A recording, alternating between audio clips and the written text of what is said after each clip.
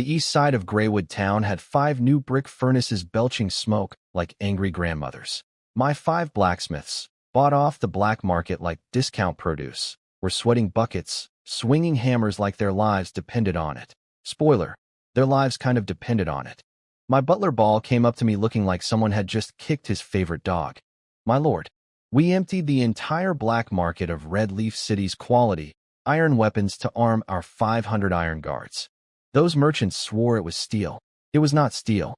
It was iron that had been hit really, really hard a lot of times, and then called steel. Now all the spearheads are bent from chopping orcs, and we need to remelt them. But the charcoal just isn't hot enough? I snorted. Yeah, I knew those were fake.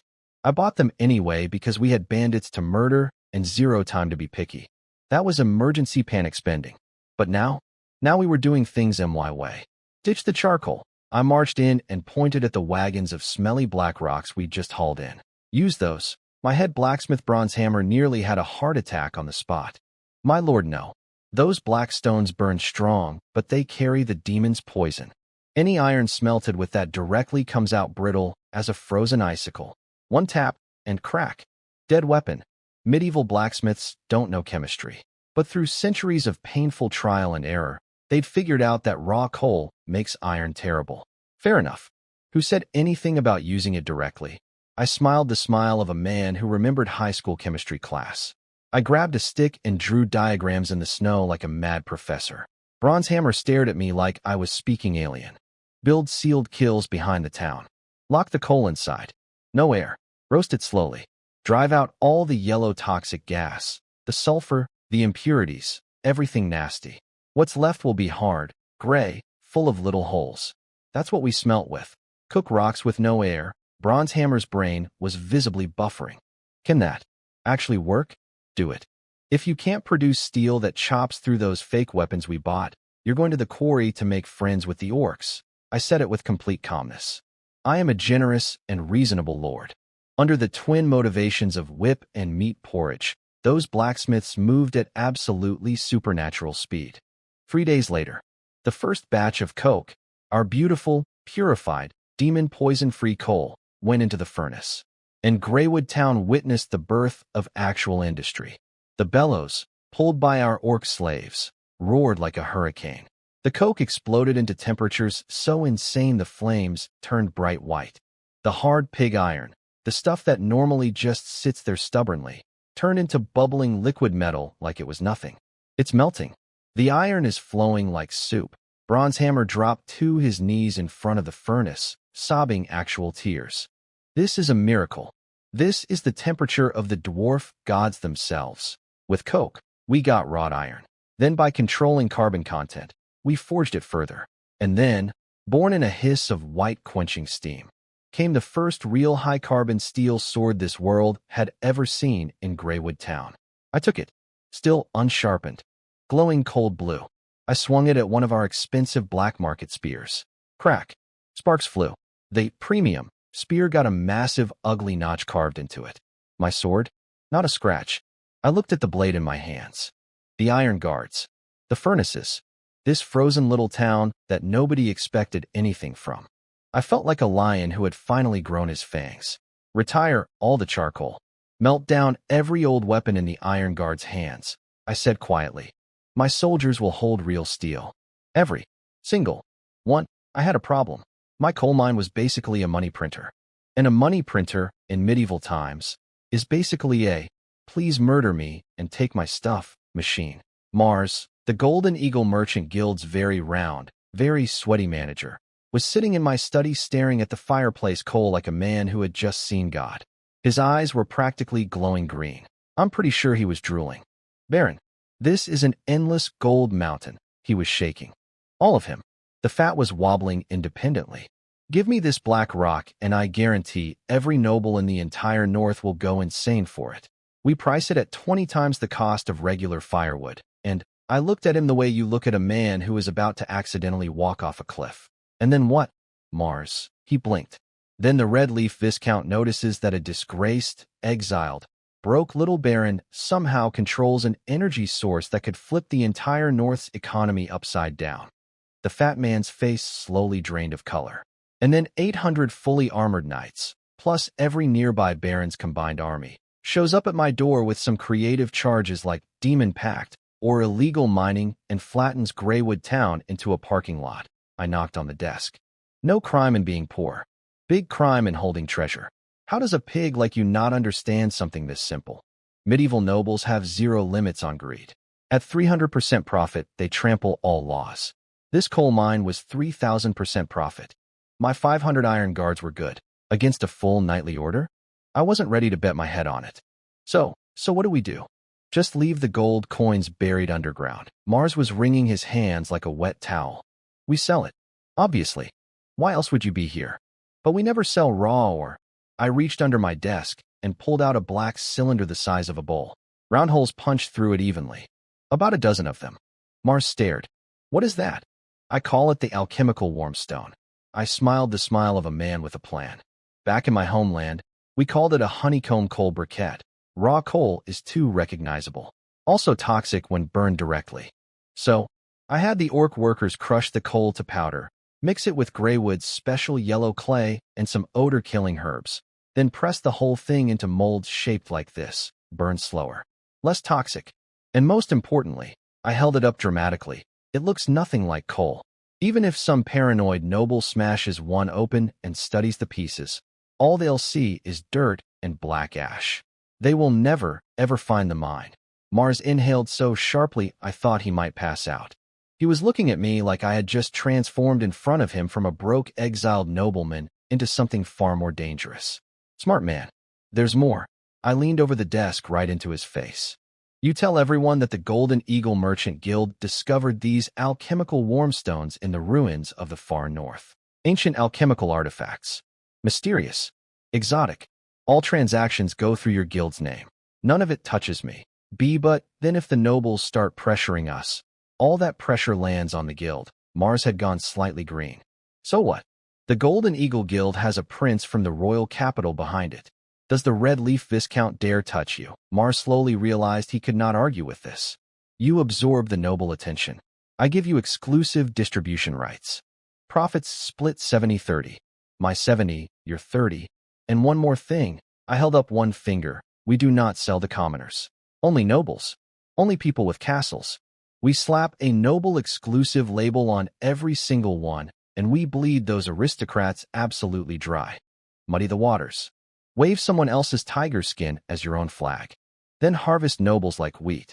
It was a perfect risk transfer, scarcity marketing, blame deflection strategy. All settled, in my study, over a single fireplace burning my secret coal. I am, genuinely, a humble and simple man. December hit like a frozen fist to the face. But somewhere warm and cozy, inside every noble castle in Red Leaf City, my alchemical warmstones were absolutely dominating the winter heating market. Clean burn. Long-lasting. Zero smoke smell. These nobles had never experienced anything like it, and now they physically could not stop buying them. I had accidentally created an aristocratic addiction. 1 briquette, 2 silver coins. They were buying them by the cartload.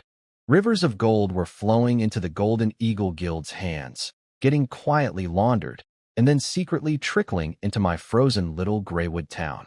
Beautiful. Perfect. No problems whatsoever. Except the Red Leaf Viscount noticed. Of course he noticed. One morning, a very fancy carriage with 0 family crests on it, because that's how you say, I'm spying on you officially, in noble language, rolled through the snow toward Greywood's border. 15 elite knights escorting it. Inside, Victor, the Viscount's chief political officer. Old fox. Professional suspicious person. I'm told he was peeking through his carriage curtain thinking something like, woofed. Exiled trash. Probably a wasteland of frozen corpses. Then his carriage passed my windbreak forest, and Victor saw Greywood Town. Hundreds of neat, sturdy wooden houses with chimneys pumping steady white smoke. Streets swept clean of snow. And in the distance, enormous brick furnaces roaring with fire and noise like industrial dragons. Victor's entire face stopped working. Before he could restart his brain, my patrol guards blocked the road. Victor's knight captain immediately yanked out his sword. Move. This is the Viscount's special envoy. Get out of the way, you peasants. 20 iron guards unsheathed their swords simultaneously. The sound alone, That perfect unified shing of high-carbon steel made the knight captain visibly flinch, because these peasants were wearing chainmail under their leather armor, and their cruciform swords caught the sunlight with the cold, dense gleam of genuinely superior steel. Equipment 10 times better than the Viscount's own personal guards. My head soldier Gareth stepped forward. Polite voice. Wolf eyes absolutely full of murder. My apologies, Special Envoy. Lord Lorian's orders. Armed outsiders do not enter Greywood's core district. Please dismount and surrender your weapons. Surrender I am a noble knight. Gareth. My voice floated over from behind everyone. Be nice. Victor is an honored guest from Redleaf City. I walked up in my fitted black formal suit, surrounded by a full escort of iron guards. And behind me, because I have a sense of theater, 2 orc slave supervisors. Each one over 2 meters tall, muscles like boulders, carrying massive steel warhammers.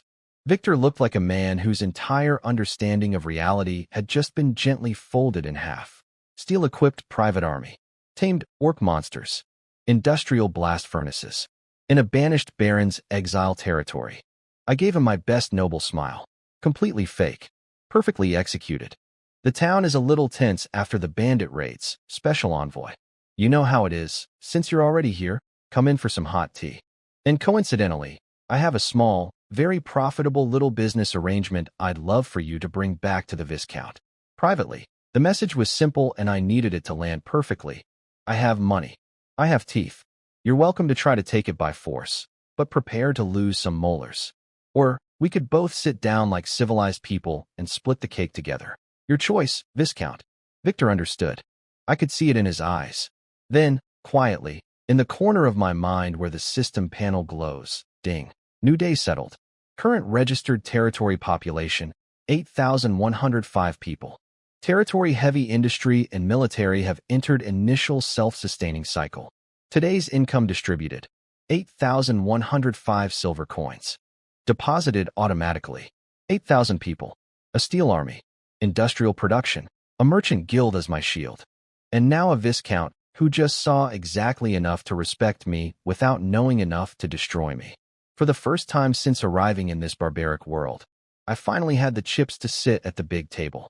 Victor sat in my study holding his fancy gold-rimmed teacup with hands that were absolutely, visibly shaking. Good. The steel army and orc bodybuilders outside had done their job. Whatever speech he had prepared about the Viscount's concerns was already dead on arrival, and we both knew it. Baron Lorian, he said, with the energy of a man trying very hard to seem calm, you feel very unfamiliar to me. Then he said the Viscount had heard the alchemical warmstones came from Greywood Town and was very worried about this mysterious profitable product. I put down my tea. Worried, I repeated. Worried that my wealth exceeds his? Or worried he can't get a slice? Victor's diplomat face flickered. Victor, we're both adults. I have an enormous fuel deposit, and I can turn it into premium smokeless product. That's just facts. He opened his mouth. Probably to mention the 800 Redleaf Knights. I know the script. So before he could deliver his threat, I slammed a high-carbon steel dagger onto the desk. Thud. Before you say whatever you were about to say, I leaned forward like a predator who has decided to take his time. Please calculate the cost first. Greywood has 8,000 residents. 500 fully steel-equipped iron guards. Nearly 100 tireless orc laborers. If the Viscount wants to take this by force, I promise you, not only will half of Redleaf's 800 knights go home in boxes, but before the first sword swings, I will personally blow up the entire mine. We all freeze together this winter. Every single one of us. Victor's sweat glands made an executive decision and just started running. Because I wasn't bluffing and he could see it in my eyes. I was the specific type of crazy that had the actual power to flip the table. The worst kind. Then, because I am a professional, I put the scary away. Big stick used. Time for candy. I snapped my fingers. My old butler ball shuffled and struggling under the weight of a very heavy black iron box, which he placed directly at Victor's feet. It opened. 2,000 silver coins. Neat. Gleaming. Beautiful. Victor stared at them the way a man dying of thirst stares at water. What is this? This month's mining tax for the Viscount. I smiled warmly. Plus your personal travel expenses, of course. Starting today, 20% of Greywood's coal revenue gets delivered to Red Leaf City every month. Completely legal. Completely official. In return, I need the Viscount to officially declare that Greywood's mineral rights are under Red Leaf military protection. Anyone who gets jealous and comes sniffing around is picking a fight with the Viscount himself. 20% of profits. In exchange for a political shield that makes every other lord too scared to raid me. Honestly, a bargain. And between you and me, my system gives me daily income that makes the coal money basically pocket change. I barely care about the percentage. Victor looked at the silver coins, then glanced at the steel dagger on the desk, then looked at the silver coins again. His brain was running the math at maximum speed. Hard grab equals lose teeth and get nothing. Cooperate equals free 20% stake forever just for existing. Even a goldfish could solve this equation.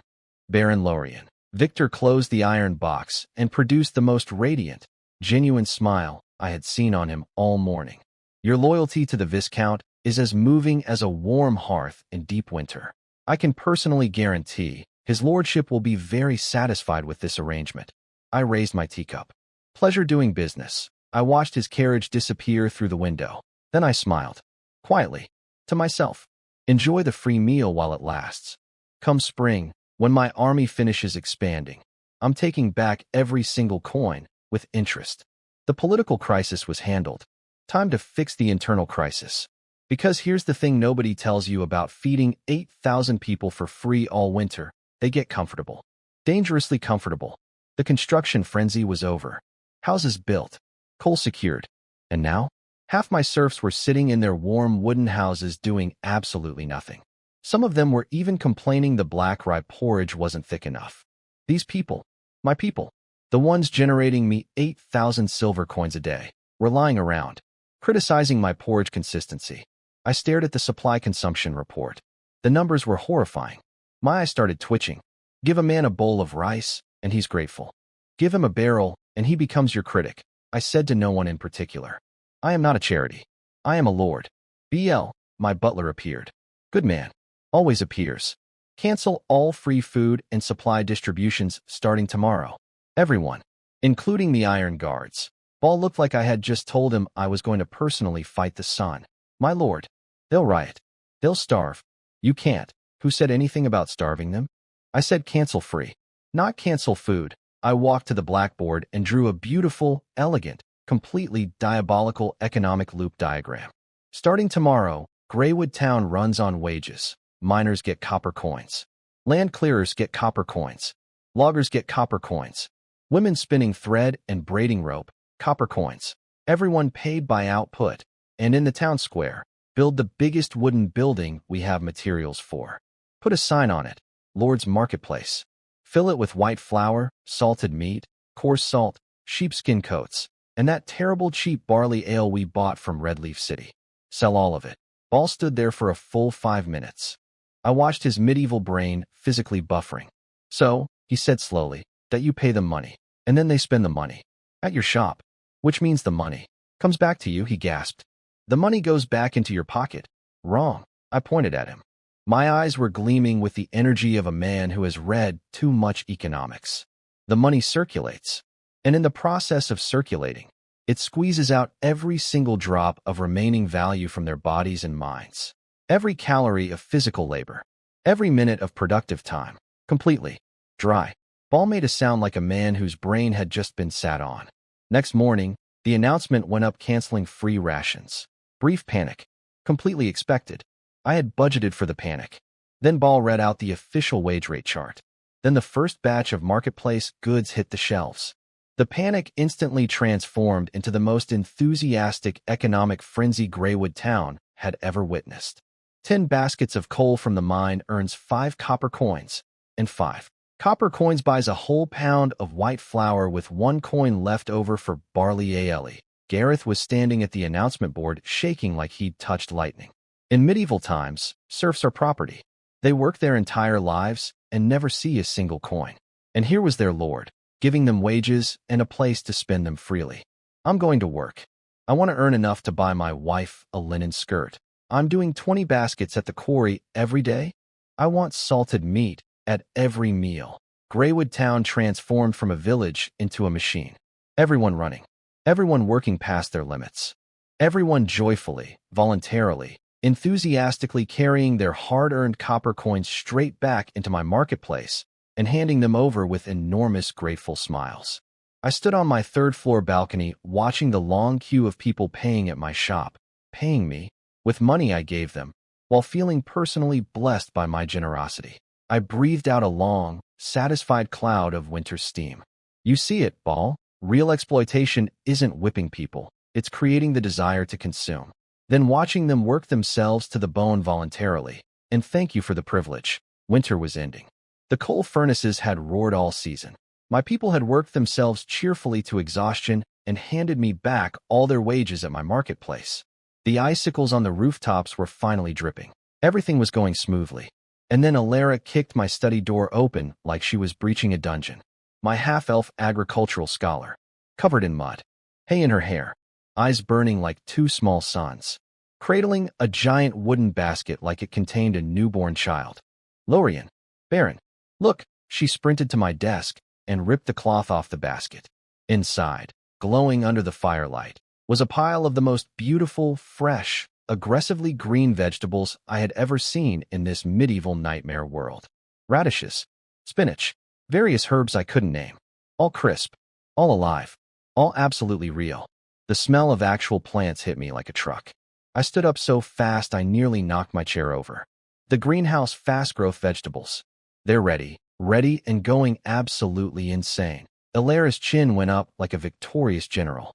Stable coal-heated floor warming, specialized compost, underground water irrigation, growth cycle cut in half. While the snow outside hasn't even melted yet, we created spring. Alara, I grabbed her shoulders. You are Greywood Town's goddess of agriculture. Genuinely. No notes, she beamed. And while she was beaming, my brain had already left the room and was doing evil math somewhere else entirely. Here's the thing about medieval winters. No refrigeration, no preservation, no fresh vegetables for months. Those red-leaf city nobles sitting in their castles eating roast meat and salted cheese every single day? By late winter, they all have scurvy, bleeding gums, rotting skin, teeth falling out. And I was currently holding a basket of fresh green vegetables. Ball, go get that fat Mars over here immediately. Alara looked at me. She already knew what face I was making. She did not like that face. Don't give any of this to the residents yet. They won't die from eating sour berries for a few more days. I was already pacing. Take the entire first greenhouse harvest. Pack everything in cotton-insulated temperature boxes. Golden Eagle Guild. Fastest horses. Red Leaf City. Tonight, tell them these are leaves of life, harvested from deep within the elven forest. Cures winter weakness syndrome. Extremely rare. Extremely exclusive. 1 radish. No, 1 leaf. 1 silver coin. Don't want to pay? Enjoy losing your teeth. Alara stared at me with the expression of a woman watching a man fall into a well he dug himself. Then she delivered the most elegant eye roll in human history. You bottomless capitalist. You found a way to squeeze the marrow out of lettuce. I prefer to think of it as redirecting noble greed to fund Greywood's rise. I shrugged. I was completely unbothered. Honestly, the vegetable money wasn't even the real goal. Fresh produce was just another weapon. Another way to drain the surrounding nobles of their remaining capital while making them grateful for the privilege. Setting up the next move on the board. I glanced at the clock on the wall. 5:59 a.m. Spring was coming. Real spring. Which meant mass land clearing. Town expansion. Population growth on a scale we hadn't seen yet. The big chapter was about to start. Ding. New day settled. Current registered territory population, 8,521 people. New refugees and prisoners of war included. Internal currency system established.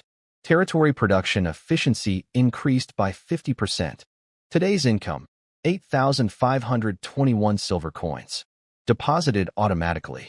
I pushed the window open and breathed in a long lungful of cold air that smelled, just barely, like dirt and melting snow. Spring is here, I said quietly, looking out at my town. Are you ready, my little silver coin ATMs? We have a much bigger field to conquer. Over in Red Leaf City, Victor the old fox was on his knees in the castle courtyard staring at my basket of vegetables like he had just witnessed a religious miracle. His silver walking stick had literally fallen out of his hand. These grew during the blizzard? How is this possible? He picked up a radish with trembling hands. The way a man holds a diamond. The red leaf Viscount's gums had been bleeding for 2 straight weeks. Scurvy was turning the entire noble class into miserable, angry, tooth-losing disasters. And Mars, my beautiful, professional, gloriously round merchant, stood there with his best conman smile fully activated. Special envoy, the Golden Eagle Guild lost a dozen elite mercenaries retrieving these leaves of life from geothermal springs in the far north. Baron Lorian, as our senior partner, specifically insisted the first basket go to the Viscount as a gesture of respect. Victor swallowed. Name the price, Mars. 20 gold coins. 30. Mars shook his head slowly. Held up one chubby finger. 100 gold? Are you insane? No, special envoy. You misunderstand completely. Mars leaned in and whispered. Baron Lorian's exact words were, Greywood Town is currently so poor we can't even afford boxes to put gold coins in. We don't need gold. 1 basket of vegetables. In exchange for 100 healthy serfs from Red Leaf territory. Skilled ones. Blacksmiths, carpenters, weavers. Experienced workers only. Victor's brain stopped. Back in my study, Ball was having the same reaction. My lord, even at 1 silver coin per leaf, that basket is worth dozens of gold coins. Why are we trading it for dirty-footed peasants? They eat food every day? We can barely feed ourselves through winter as it is. I was standing in front of my giant sheepskin map, drawing circles over the wilderness surrounding Greywood Town with a charcoal pencil. I didn't even turn around. Ball, you still don't get it, do you? I turned. My eyes were doing the thing where they go very calm and very sharp at the same time. Money is the most useless thing in this world. To me, specifically, Ball opened his mouth. I go to Red Leaf City to buy grain and iron. The Viscount issues 1 order and my entire supply chain gets cut off. When my gold coins can't buy anything, they are rocks. But people. I tapped the map hard. People clear land. People mine coal. People smelt iron. People form armies. The snow is melting. I need 10,000 acres of farmland broken open this spring. I need stone walls thick enough to stop a cavalry charge. That requires massive population. Trading renewable vegetables, which cost me almost nothing to grow, to drain Red Leaf City of its skilled labor and convert them into my legally registered residents. I smiled. Obviously the correct play, and in my head, the part 1 didn't say out loud. Every single warm body that becomes my registered resident adds 1 silver coin to my daily automatic income. 100 new people.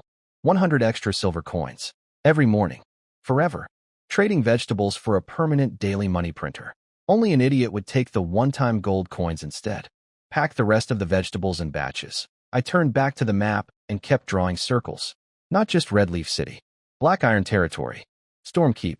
Every noble domain where scurvy is making people miserable. Send them a delivery. But remember, I want people. Not the elderly, not the sick. Young adults and skilled craftsmen only. I drew 1 final big circle around Greywood Town on the map. Before spring fully arrives, I want Greywood's population to break 10,000. 3 days ago, an assassin snuck into Greywood Town disguised as a serf. He got about 10 steps from my hall before an orc guard caved his skull in with a club. They found a poisoned dagger on the body. I stared at that dagger for a long time. And then I had what I can only describe as a complete and total reckoning with my own mortality. Because here's the truth I had been conveniently ignoring. I am a lord with enormous wealth, a steel army, industrial furnaces, and a thriving economy. I am also, personally, physically, a former pretty boy noble who cannot fight his way out of a paper bag. 1 arrow from the dark while I'm inspecting the coal mine and everything. The system, the town, the empire, gone. Instantly. Forever. I don't care about knight's honor. I just want to survive. So the next morning, in the back courtyard of my hall, I started training. Gareth, my head soldier, veteran, old wolf, was assigned as my instructor. He watched me wheezing at a wooden dummy and tried very hard to be professional about it. My lord, your form is. Your sword draw should be elegant, like the wind. Elegant for who? The goblins watching me die. I raised my left arm. Click. The wrist crossbow, custom built overnight by my blacksmith bronze hammer from the finest high-carbon steel, mounted on the inside of my left forearm, fired a paralytic poison steel bolt directly into the wooden dummy's throat. Then, before anyone could blink, my right hand bypassed my sword entirely, ripped a military spike from the tactical strap on my outer thigh, and stabbed the dummy straight in the groin area. Hard. With commitment.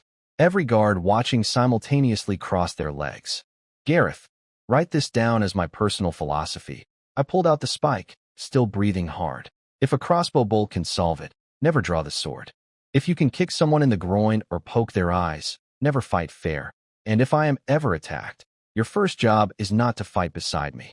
Your first job is to throw lime powder in the attacker's face, scream for help at maximum volume, and drag me into the nearest group of orcs. Understood, there are no video game power-up moments in real life. Human bodies have limits. I was not going to become some legendary swordmaster. I was going to become a poisonous hedgehog that was extremely unpleasant to touch. Inventory check. Under my linen shirt, chainmail woven from 10,000 high-carbon steel rings. Lightweight. Invisible. Inside my boots, hidden daggers. Inside my belt buckle, high-concentration blinding powder. Left forearm, repeating wrist crossbow, paralytic bolts loaded. Right thigh, military spike for emergency groin emergencies. Ball watched all of this with his face doing something complicated.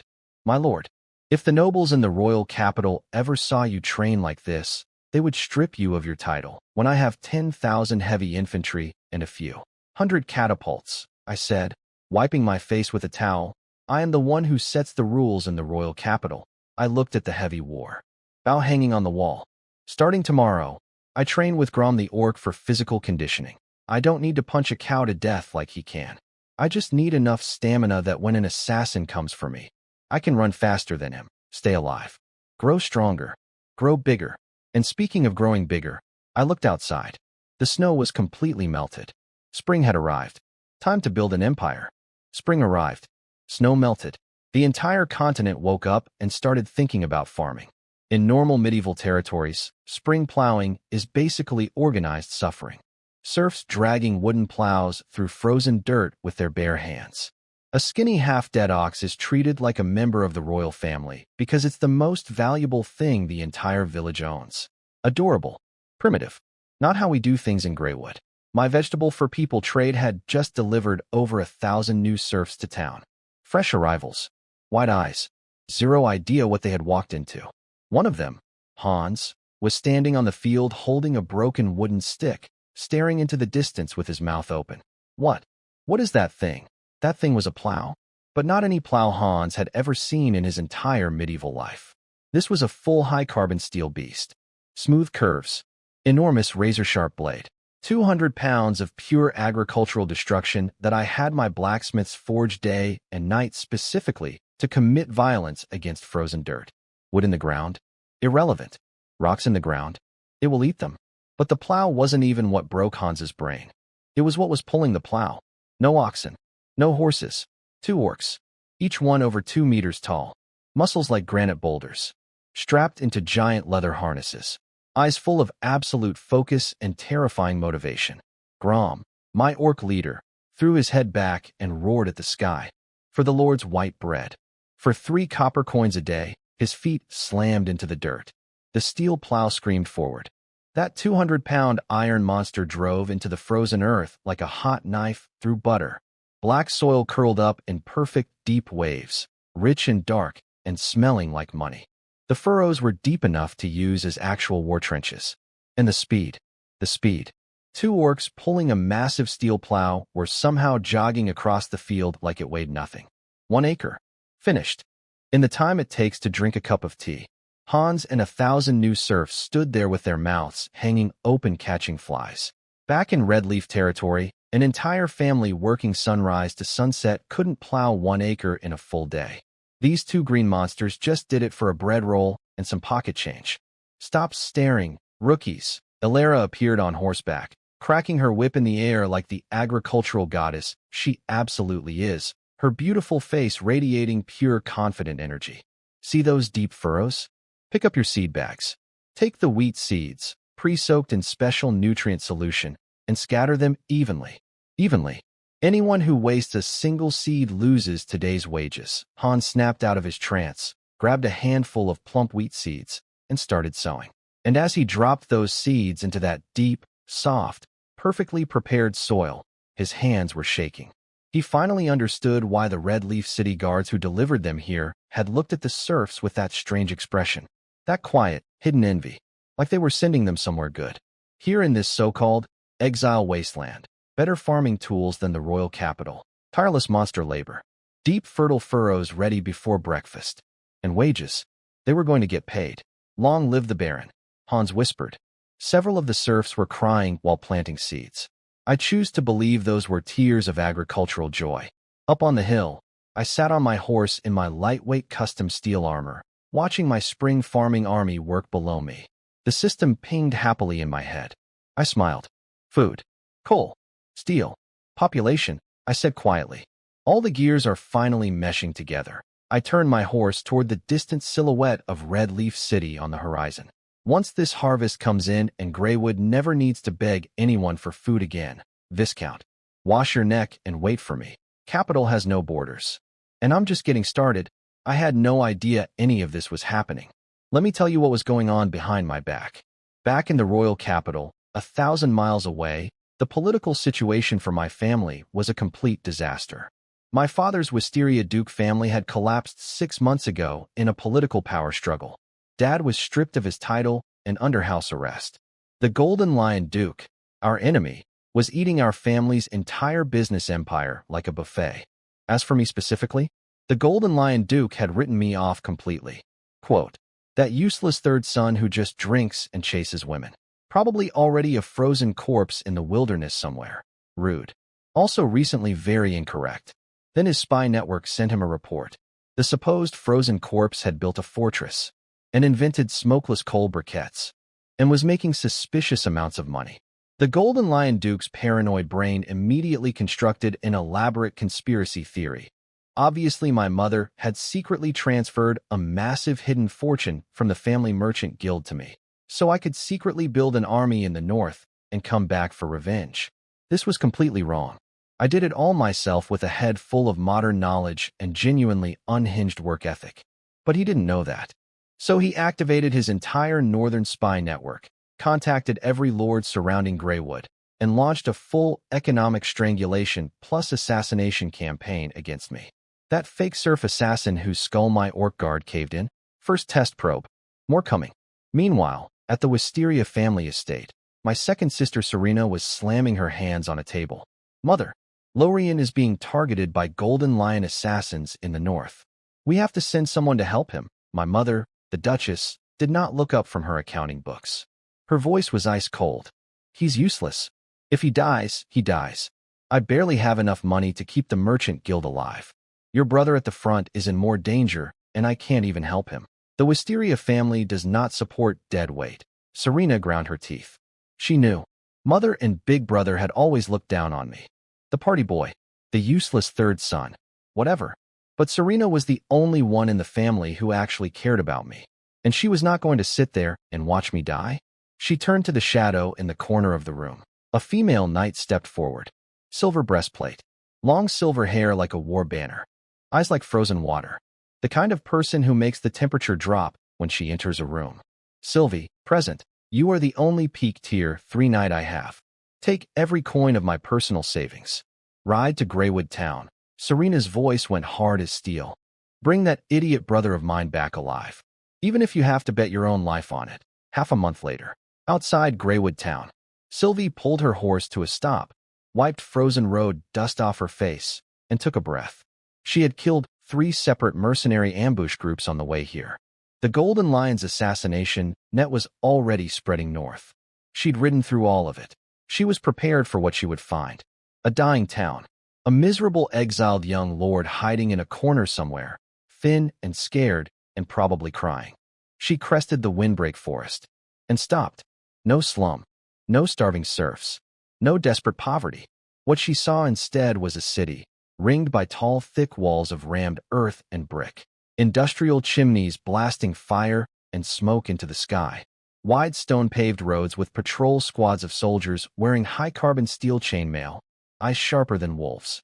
And in the fields beyond, several orcs standing over 2 meters tall, strapped into harnesses, pulling enormous black steel plows across the earth at violent speed.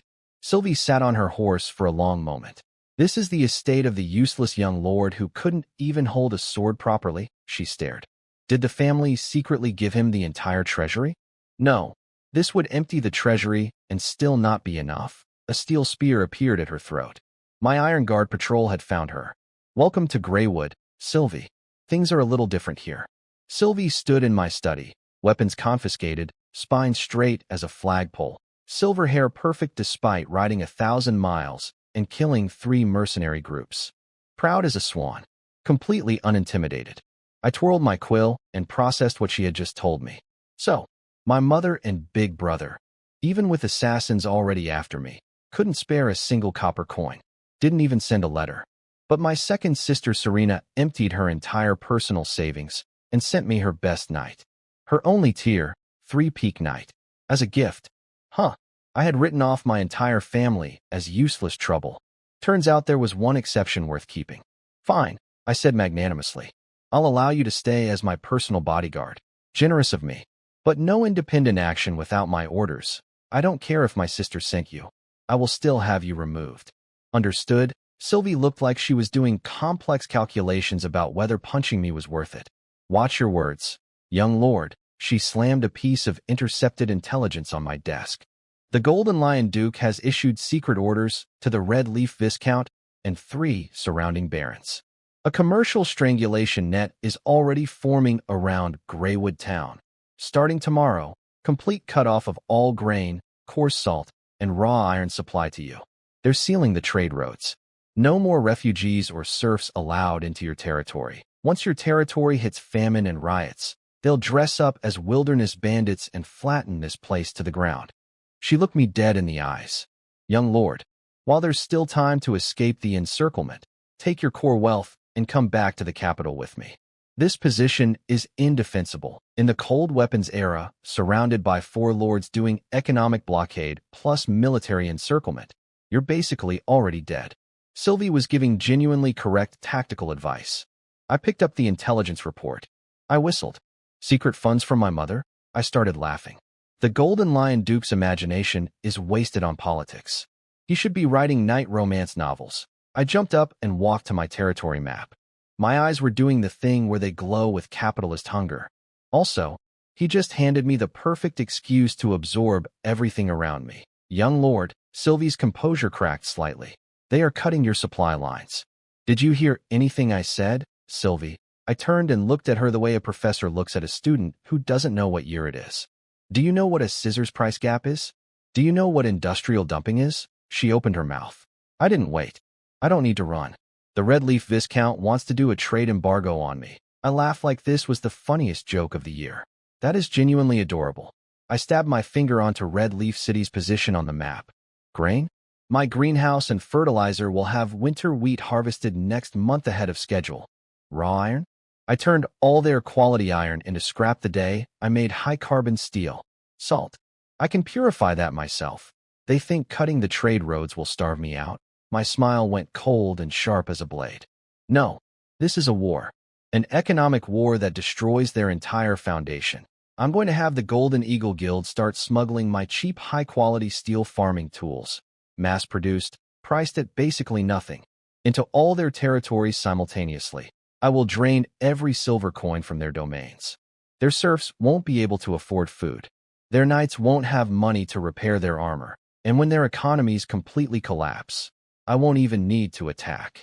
Their own starving serfs will bring me the Viscount's head as an entry fee to Greywood Town." Sylvie stared at me. Long silence. This was clearly not the soft, useless playboy from the rumors. This was something else entirely. Something that smiled while describing how to collapse an entire regional economy without drawing a single sword. Even the Golden Lion Duke, for all his power, couldn't think like this. "My lord," she said carefully, recalibrating everything she thought she knew about me. "Economic destruction takes time, but the assassinations will come immediately." Her eyes went sharp. "Last night when I entered town, I detected 3 separate signatures of highly skilled fighters. Already inside. Minimum tier, 2 assassins. Tier 2 assassins?" I stroked my chin. My eyes lit up. "You mean Free, superhuman strength, high-level laborers who have conveniently delivered themselves directly to my town. Late night. My new coal briquette factory on the edge of town.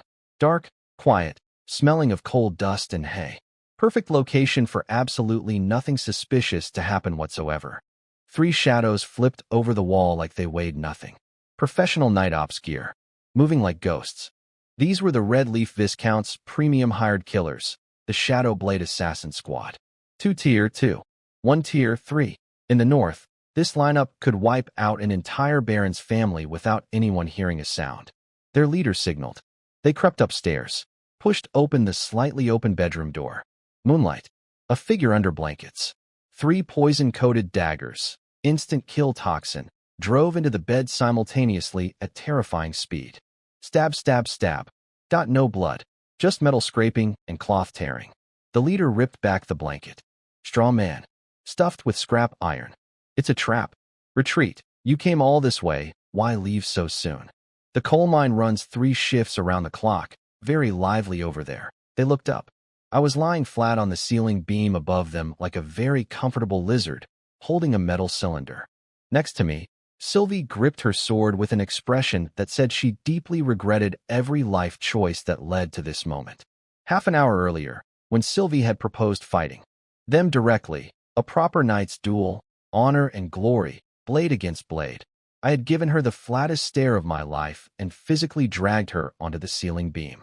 I paid to build an industrial assembly line, I had explained. It would be wasteful not to use it for killing people. Young lord, let me jump down and handle them, Sylvie whispered urgently from the beam. Tier 3 knight versus assassins in a straight fight. She'd win easily. Assassins specialize in killing sleeping people, not fighting warriors head-on. Don't move. Close your eyes. Cover your ears. I grabbed her shoulder with one hand and pulled the fuse on my cylinder with the other. It tumbled down and landed at the 3 assassins' feet with a little clink, clink, clink. They looked at it, looked at each other, almost laughed. What kind of pathetic boom? In the enclosed room, the blast was absolutely catastrophic. Not gunpowder, my own invention. Quicklime, magnesium powder, and special minerals hammered into a casing by my blacksmiths. A military flashbang. Medieval edition. Blinding white light. Vision, gone. Eardrum-destroying shockwave. Balance, gone. 3 elite professional assassins, screaming, clutching their eyes, completely helpless. The factory door exploded inward. Gareth. 50 iron guards. All holding precision steel crossbows. Aim for the lower body. Take them alive. Thwack, thwack, thwack, thwack, thwack. Steel bolts like a metal rainstorm. These wall-climbing shadow experts, completely blind, completely deaf, completely disoriented, lasted less than 1 second. Both legs on all 3, pincushions. They went down screaming into pools of blood. I slid down my rope at a leisurely pace and crouched next to the Tier 3 leader. I squeezed his arm thoughtfully. Tier 3 physical conditioning. Look at this muscle density. This cardiovascular capacity. My eyes lit up with genuine delight. Premium quality. Gareth. Stop his bleeding. Do not let him die. Once his legs heal, cut half his Achilles tendons, put 30 kilograms of iron shackles on him, and send him to the deep mine shaft as a rock-breaking machine. Sylvie, still on the ceiling beam, stared down at this scene with her mouth open. No elegant duel. No knight's honor. No honorable combat whatsoever. A handful of homemade flashbangs plus an unlimited budget for steel crossbow bolts had casually dismantled a professional elite assassin squad in about 4 seconds. Completely shameless. Absolutely disgraceful. Utterly without honor. Devastatingly effective. What kind of monster did my lady raise as a little brother? Sylvie thought, watching me evaluate a Tier 3 assassin the way a farmer evaluates livestock. All right, Sylvie, come down. I waved up at her cheerfully, standing in the middle of all the blood like it was a perfectly normal place to stand. Since the Golden Lion Duke and Red Leaf Viscount want to play dirty, I'll teach them a proper lesson. Tomorrow, we send Red Leaf City a gift. I turned to look at the darkness outside, eyes deep and absolutely full of ambition. We'll use these assassins' own weapons, plus Greywood's special products, to send the old nobility a formal announcement. I smiled. Welcome to the age of capitalist conquest. Next morning at the blacksmith forge, I watched Bronze Hammer melt the 3 assassin daggers, along with a pile of garbage-quality iron from Red Leaf City, straight into the furnace. Sylvie watched with her arms crossed. Young lord, those weapons have the Viscount's marking on them. Why aren't we submitting them to the royal court as evidence of attempted assassination? I looked at her with genuine affection. My sister trained you into an absolute weapon physically. But politically you are adorably, catastrophically naive. She went red. I continued anyway. This is the North. The Red Leaf Viscount is the law here. I hand over those daggers. He tells the royal court I stole them from his merchant caravan. Suddenly he has the legal justification to send troops to restore order. I handed him the sword to stab me with. I picked up a freshly cast hoe, thick, heavy, edge gleaming with that beautiful cold light of high-carbon steel, and flicked it with my finger. It rang like a bell. Until I'm strong enough to steamroll his entire night order in open battle, I give them zero surface-level excuses to declare war. Zero. I looked at the blade. Sylvie, real revenge isn't putting a sword to someone's throat. It's quietly cutting their veins open and watching them bleed out slowly, while they thank you for your kindness the entire time. I turned to Mars, my merchant, who had been summoned at dawn, and was already sweating through his collar. Mars, what does this hoe cost to make? With our coal and orc labor, my lord. All materials and labor combined. Under 5 copper coins. Mars swallowed hard. On the Nolan continent, this was basically witchcraft. Red Leaf City's blacksmiths charged 30 copper coins minimum just for a basic low-quality iron hoe. Perfect. My eyes went cold and happy simultaneously. Starting today, stop all military weapons production. Keep only enough farming tools for our own land clearing. Everything else, hoes, iron pots, nails, sickles, maximum quantity, best steel we have. Then, Mars, push all of it into Red Leaf City and every surrounding territory's market stalls. I paused for dramatic effect. Sell them for 15 copper coins. 15. Mars made a noise like a man being sat on. My lord, that's cabbage prices. Their terrible quality hoes sell for 50 copper coins. Ours are premium high-carbon steel. We could charge 100 and people would fight each other to buy them. I grabbed his collar. Sell high and it's a luxury product. Rich nobles buy it for fun money. I pulled him close and spoke very quietly. Sell at cabbage prices and it's called industrial dumping. I want you to use these 15 copper coin premium tools to completely obliterate every traditional blacksmith shop in Red Leaf territory within 1 month. I want the common people to only be able to afford our iron goods. I want every local blacksmith bankrupt and starving. Mars was speechless. Sylvie was not stupid.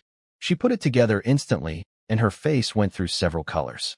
In a pre-industrial cold weapons era, the blacksmith shop is the military-industrial complex. It's literally the only place a territory makes weapons and repairs armor.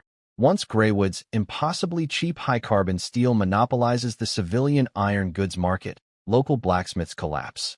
Every single one. No blacksmiths. Who repairs the knight's armor? Who forges the soldier's spears? Not a single soldier needed. Just cheap hoes and iron pots. Entire enemy war machine. Dismantled. One more thing. I released Mars and straightened my coat. Send a message to Victor the Old Fox. Tell him that Greywood Town, in gratitude for the Viscount's continued protection, would like to offer the Viscount's castle a monthly exclusive supply of premium steel cutlery and horseshoes. Very low price. Our gift. I want them addicted to Greywood supply. I smiled at the furnace. The moment they develop full Greywood industrial dependency syndrome, that's when I pull the net closed. Mid-April. Population of Greywood Town, officially over 10,000 people. I should have been celebrating. Instead, I was staring at my system panel in genuine pain. Ding. New day settled. Current registered population, 10,025 people. Congratulations. Population milestone achieved. System initiates basic administrative efficiency evaluation. Current management chaos level, 85%, extremely high. Daily tax revenue suffering 15% loss from inefficiency. Actual income today, 8,521 silver coins. Wait, the number went down? I sat at my desk doing the math with increasing distress. 10,000 people should give me 10,000 coins. I was getting 8,500. The chaos was literally eating my money every single morning. Here's what 85% management chaos looked like in practice. Every morning, Ball and 12 clerks stood in the town square screaming themselves hoarse, trying to assign tasks to hundreds of production teams. The quarry, coal mine, and farm supply records were maintained by elderly serfs who kept track of everything using knotted ropes and memory. Errors everywhere. The Iron Guard had expanded to 1,000 soldiers, and their squad leaders couldn't read a basic battle formation diagram. I looked out my window at 10,000 people milling around like extremely motivated but completely directionless ants. The problem was obvious. Illiterate muscle can do physical labor. Illiterate muscle absolutely cannot run a complex industrial town. I needed functional human management software, and currently all my software was broken. There was only one solution. That afternoon, a truly unhinged government notice went up on the marketplace bulletin board. Greywood Town Night School Literacy and Cadre Promotion ACT Hans, fresh from the fields, eating a bowl of stew with actual meat in it, stared at the clerk reading the announcement out loud and nearly dropped his dinner. By the God of light, did he say the Lord is going to teach us to read and do math? In medieval times, literacy is a tightly controlled privilege of nobles and the church. A serf caught learning to read gets their tongue cut out. Keeping people stupid is the entire foundation of feudal control. Gareth stepped forward, knocked sword on shield for silence. Lord's orders. All production team leaders, Iron Guard officers, and mine supervisors, every evening after dinner. Mandatory class at the East District Hall. You will learn to write. You will learn addition and subtraction up to 100. Fail the exam or refuse to learn. Wages docked, and you lose your position and go back to carrying coal in the mine pits. The entire management class of Greywood Town let out a collective groan of pure suffering. These were men who swung pickaxes and swords for a living. Asking them to hold a feather quill was genuinely more traumatic than fighting orcs. That evening, Greywood's first literacy night school opened for business. The teachers, Ilara, my half-elf agricultural scholar, drafted against her will, and Sylvie, the silver-haired knight, whose face permanently reads, approach and die. Ilara stood at the blackboard radiating maximum impatience. Pay attention. These are the numbers invented by Lord Lorian. Called Arabic numerals. 1 through 10, she drew them. 100 times simpler than your tally mark system. Anyone who cannot calculate 10 baskets plus 8 baskets by end of tonight does not get breakfast tomorrow. In the next classroom, Sylvie was using the flat of her sword to smack a squad leader's back. Spine straight. Chapter 1, Section 1 of Lord Lorian's Iron Guard Infantry Manual, Formation and Discipline. Recite it. Loudly, I stood outside the window watching a room full of hardened soldiers and rough laborers sweating, grimacing, and slowly, painfully learning to write letters with the energy of men being mildly tortured. I nodded with deep satisfaction. This wasn't charity education. I wasn't building a better society out of the goodness of my heart.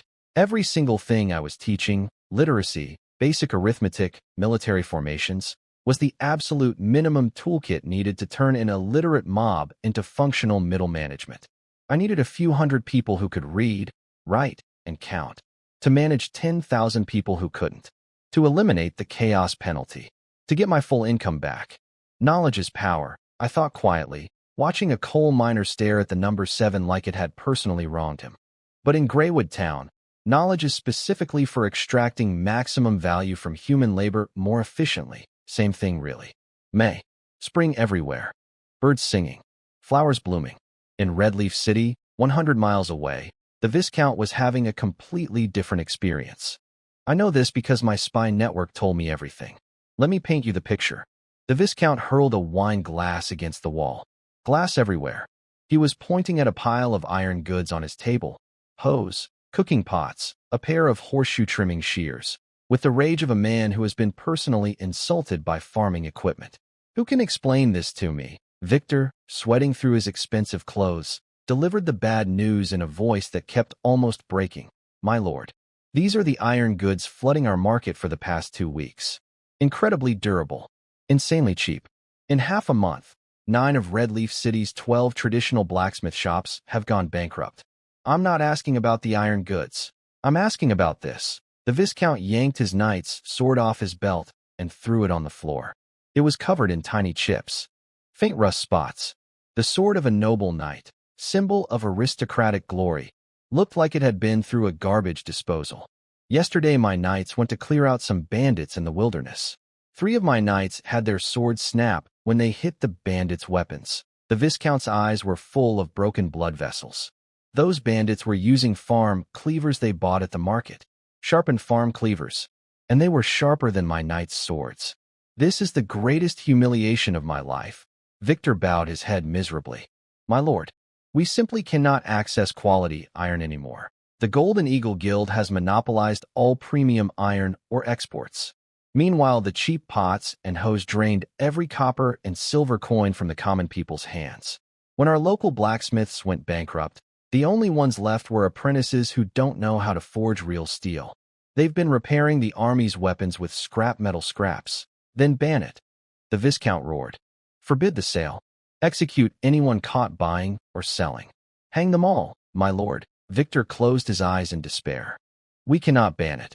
It's not just commoners buying it. Your own barons. Your own household stewards. Everyone is secretly bulk purchasing these tools for their own estates. When you can buy a lifetime steel axe for the price of a wooden one, no human being on earth can resist that. Victor didn't say the worst part out loud. The smokeless coal briquettes, the greenhouse vegetables, all of it had infected the upper nobility like a drug. If the Viscount tried to cut off Greywood's trade by force, his own nobles would revolt before I even had to show up. The economic noose had been tightening for months. It was now fully around Red Leaf City's neck. Right at that moment, a guard sprinted into the hall and dropped to one knee. My lord, the Golden Lion Duke's special envoy, traveling along the Greywood trade road at Red Leaf's border, has been seized. The Viscount went white as a sheet. The Golden Lion's envoy, the man sent specifically to supervise my destruction. Meanwhile, outside Greywood town, under my brand new brick watchtower, I stood in a very sharp, noble hunting outfit, casually spinning my repeating wrist crossbow in my fingers. In front of me, one luxury carriage flying Golden Lion Duke family banners, surrounded by 50 of my iron guards with crossbows leveled at it. Every escort knight already disarmed and sitting in the dirt. Gareth had the envoy himself, silk robes, face the color of old porridge, pinned face down in the mud like an extremely expensive chicken. I crouched down and patted the envoy's cheek in a very friendly way. Well. Isn't this the Golden Lion Duke's personal envoy? How did you end up lost all the way out here in my humble little backwater? Lorian, you attacked a ducal envoy. This is treason. Please don't use such dramatic language. I stood back up, accepted a handkerchief from Sylvie, wiped my hands. I'm protecting you. Red Leaf City is incredibly dangerous right now. Bandits everywhere. All the blacksmiths starved to death. Nobody even has a decent sword anymore. Tragic situation. I smiled the smile of a man who caused every single one of those problems personally. Since you're already here, please enjoy Greywood Town's hospitality as our honored guest. I'm sure the Golden Lion Duke and Red Leaf Viscount will want to ensure your safety. Perhaps they'd like to express that concern by transferring the Iron or Mountain on Red Leaf Territory's eastern border to me at a very reasonable price. Behind me, Sylvie stared at my back and swallowed hard. For months, I had been the invisible hand, draining their economies, bankrupting their craftsmen, poisoning their nobles with industrial dependency, all from behind a merchant guild's respectable face. The mask was gone now. Phase 1 of the economic strangulation, complete. Phase 2, armed extortion and resource seizure, had officially begun. Deep in my castle basement, the Golden Lion Duke's special envoy, Baron Philip, a very important and expensive man, was tied to a wooden chair. His silk robes, worth several hundred silver coins, were covered in mud. His face, normally arranged in the expression of a man who has never been told no, was currently arranged in pure terror. Lorian, you madman. The Golden Lion Duke will burn Greywood 2ASH. I was sitting behind my desk, using a small steel nail file to calmly trim my fingernails. Special Envoy, your volume is affecting my concentration. I'm calculating this month's financial deficit. I blew nail dust off my fingers and glanced up. Also a correction. I did not kidnap you. You were attacked by unknown bandits while inspecting Red Leaf territory. I happened to be passing by and rescued you. You are currently receiving Greywood Town's highest tier personal protection service. Rescue?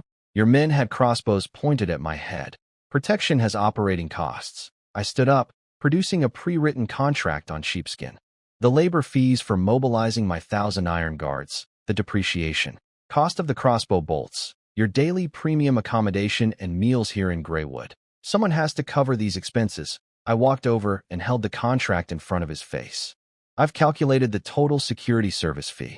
It comes out to approximately the value of that open pit iron ore mountain on the eastern side of Redleaf territory. Philip stared at me like I had just grown a second head.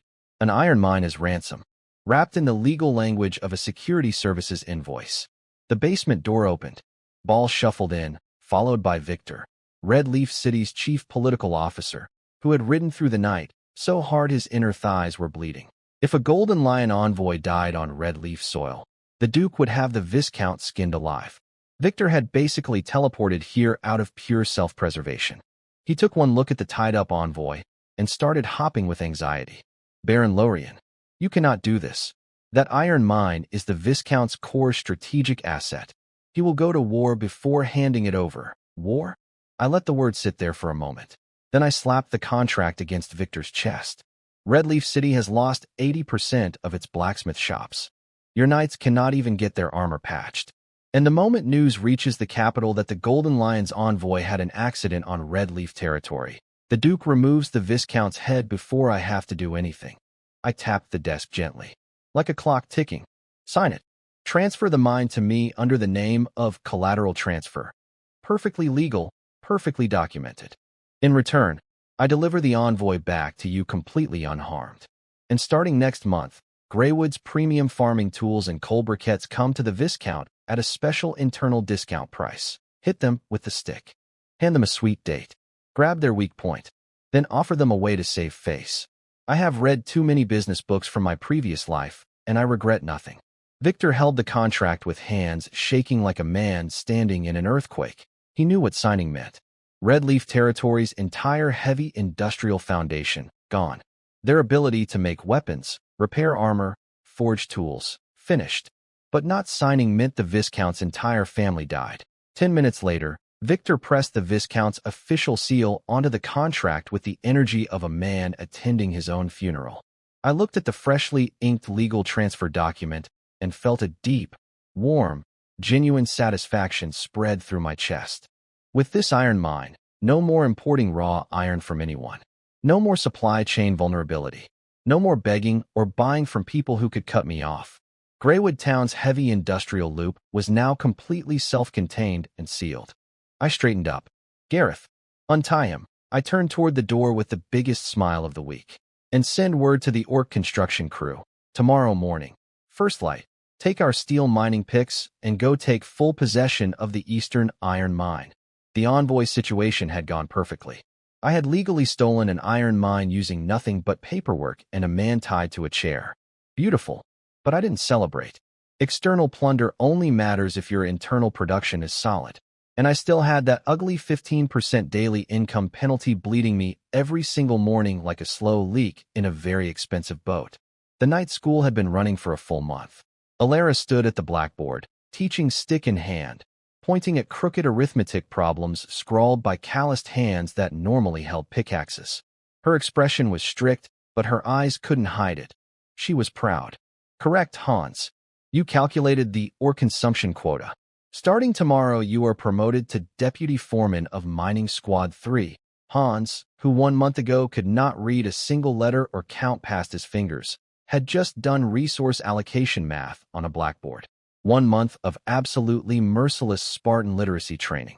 These serf team leaders still couldn't write poetry or do proper noble etiquette, but they had the 3 skills that actually mattered: read numbers, keep accounts, understand basic diagrams.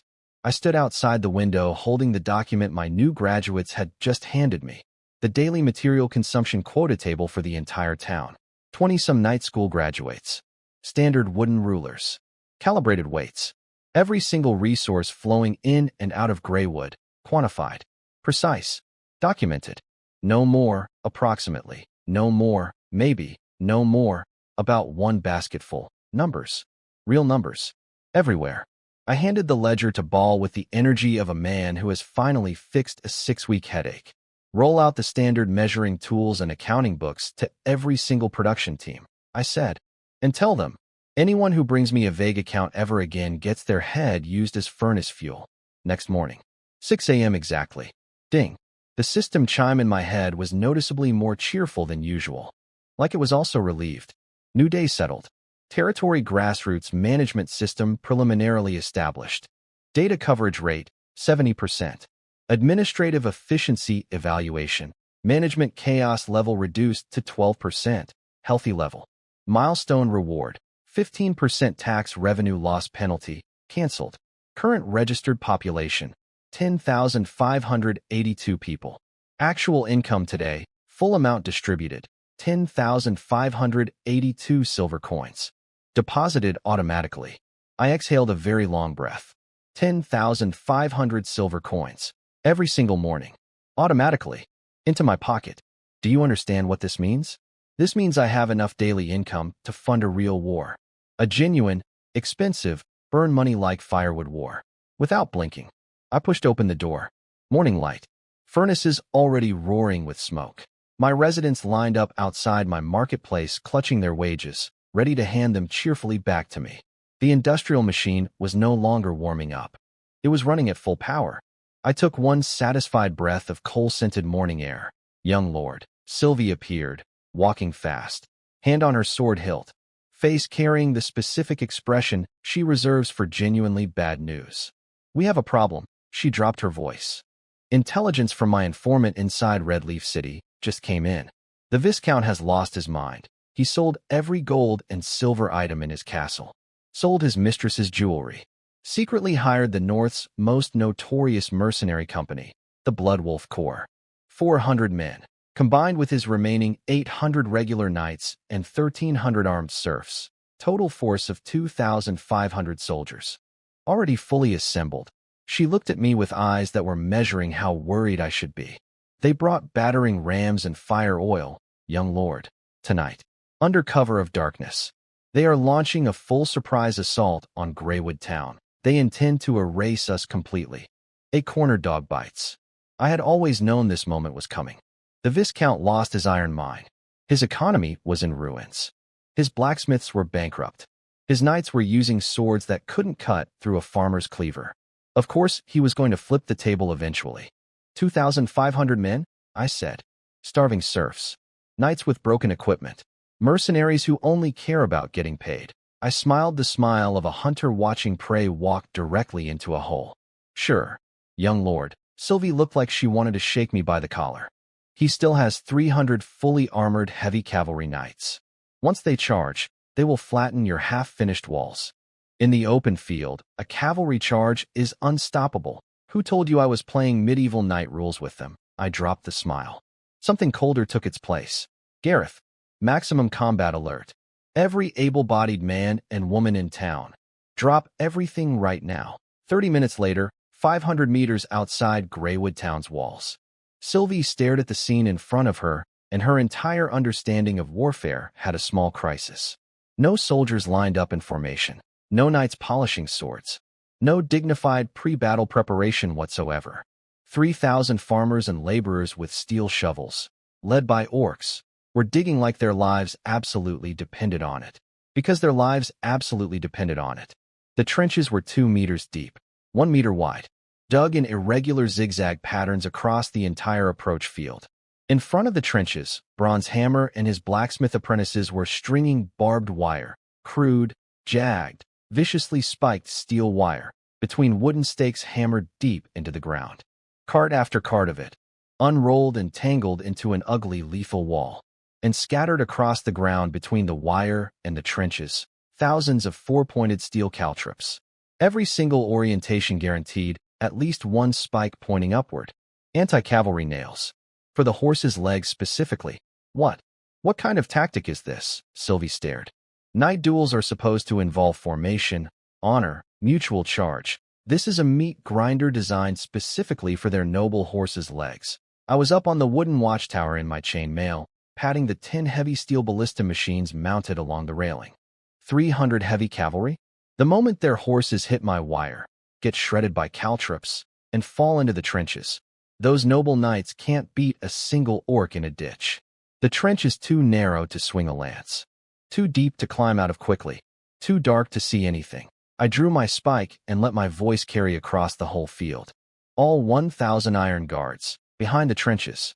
Nobody shows their head before my order, or I personally remove it.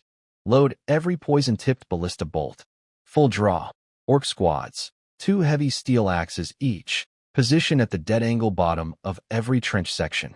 Anything that falls in, man or horse, chop it up. Night fell. Clouds covered the moon perfectly, like the sky was cooperating. Cold wind roared across the wilderness, conveniently swallowing the sound of approaching hoofbeats. The red-leaf Viscount sat on his armored warhorse, staring at Greywood Town's distant weak firelight, tiny, apparently undefended, apparently helpless, with absolute murder in his eyes. Charge. Kill them all. Take back my iron mine. 300 heavy knights accelerated like a steel avalanche. The ground shook. 2,000 soldiers followed behind. They expected to find trembling peasants behind dirt walls. The front cavalry hit the barbed wire in the darkness. The sound was immediate and horrible. Horses screaming. Men screaming. Steel tearing through horse flesh. The momentum was so massive that knights flew straight off their mounts and landed directly on the carpet of upward-pointing caltrops, right through their iron boots. Then the trenches. Horses and riders tumbled in together like extremely expensive, extremely heavy dumplings dropping into a pot. Thud, thud, thud. The entire cavalry charge, the unstoppable noble military tradition, the thing that had won wars for centuries, dissolved into absolute chaos in under 60 seconds.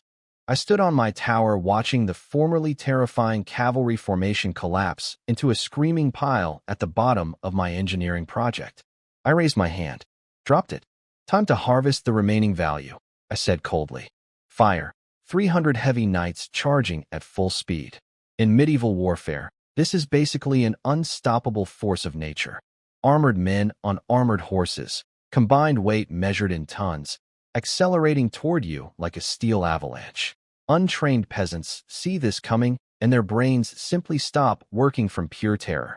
The knight captain at the front was screaming about red leaf glory, lance ready to skewer some peasants, absolutely certain he was about to ride straight through Greywood Town like it was made of paper.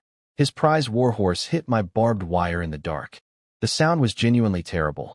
Steel barbs, mixed iron and high-carbon wire, at full cavalry charge speed, cut through the horse's chest like the horse was made of soft cheese. The wire caught. The back legs kept going. The entire horse flipped. The knight captain flew off his saddle like a very expensive ragdoll launched from a catapult. He landed on the caltrops. The caltrops went through his boot armor. He made sounds I will not describe in detail. This happened to every single front-rank knight simultaneously. Dozens of them. Their entire formation, the thing that made them invincible, shredded into screaming chaos in under 10 seconds by wire that cost me almost nothing to produce.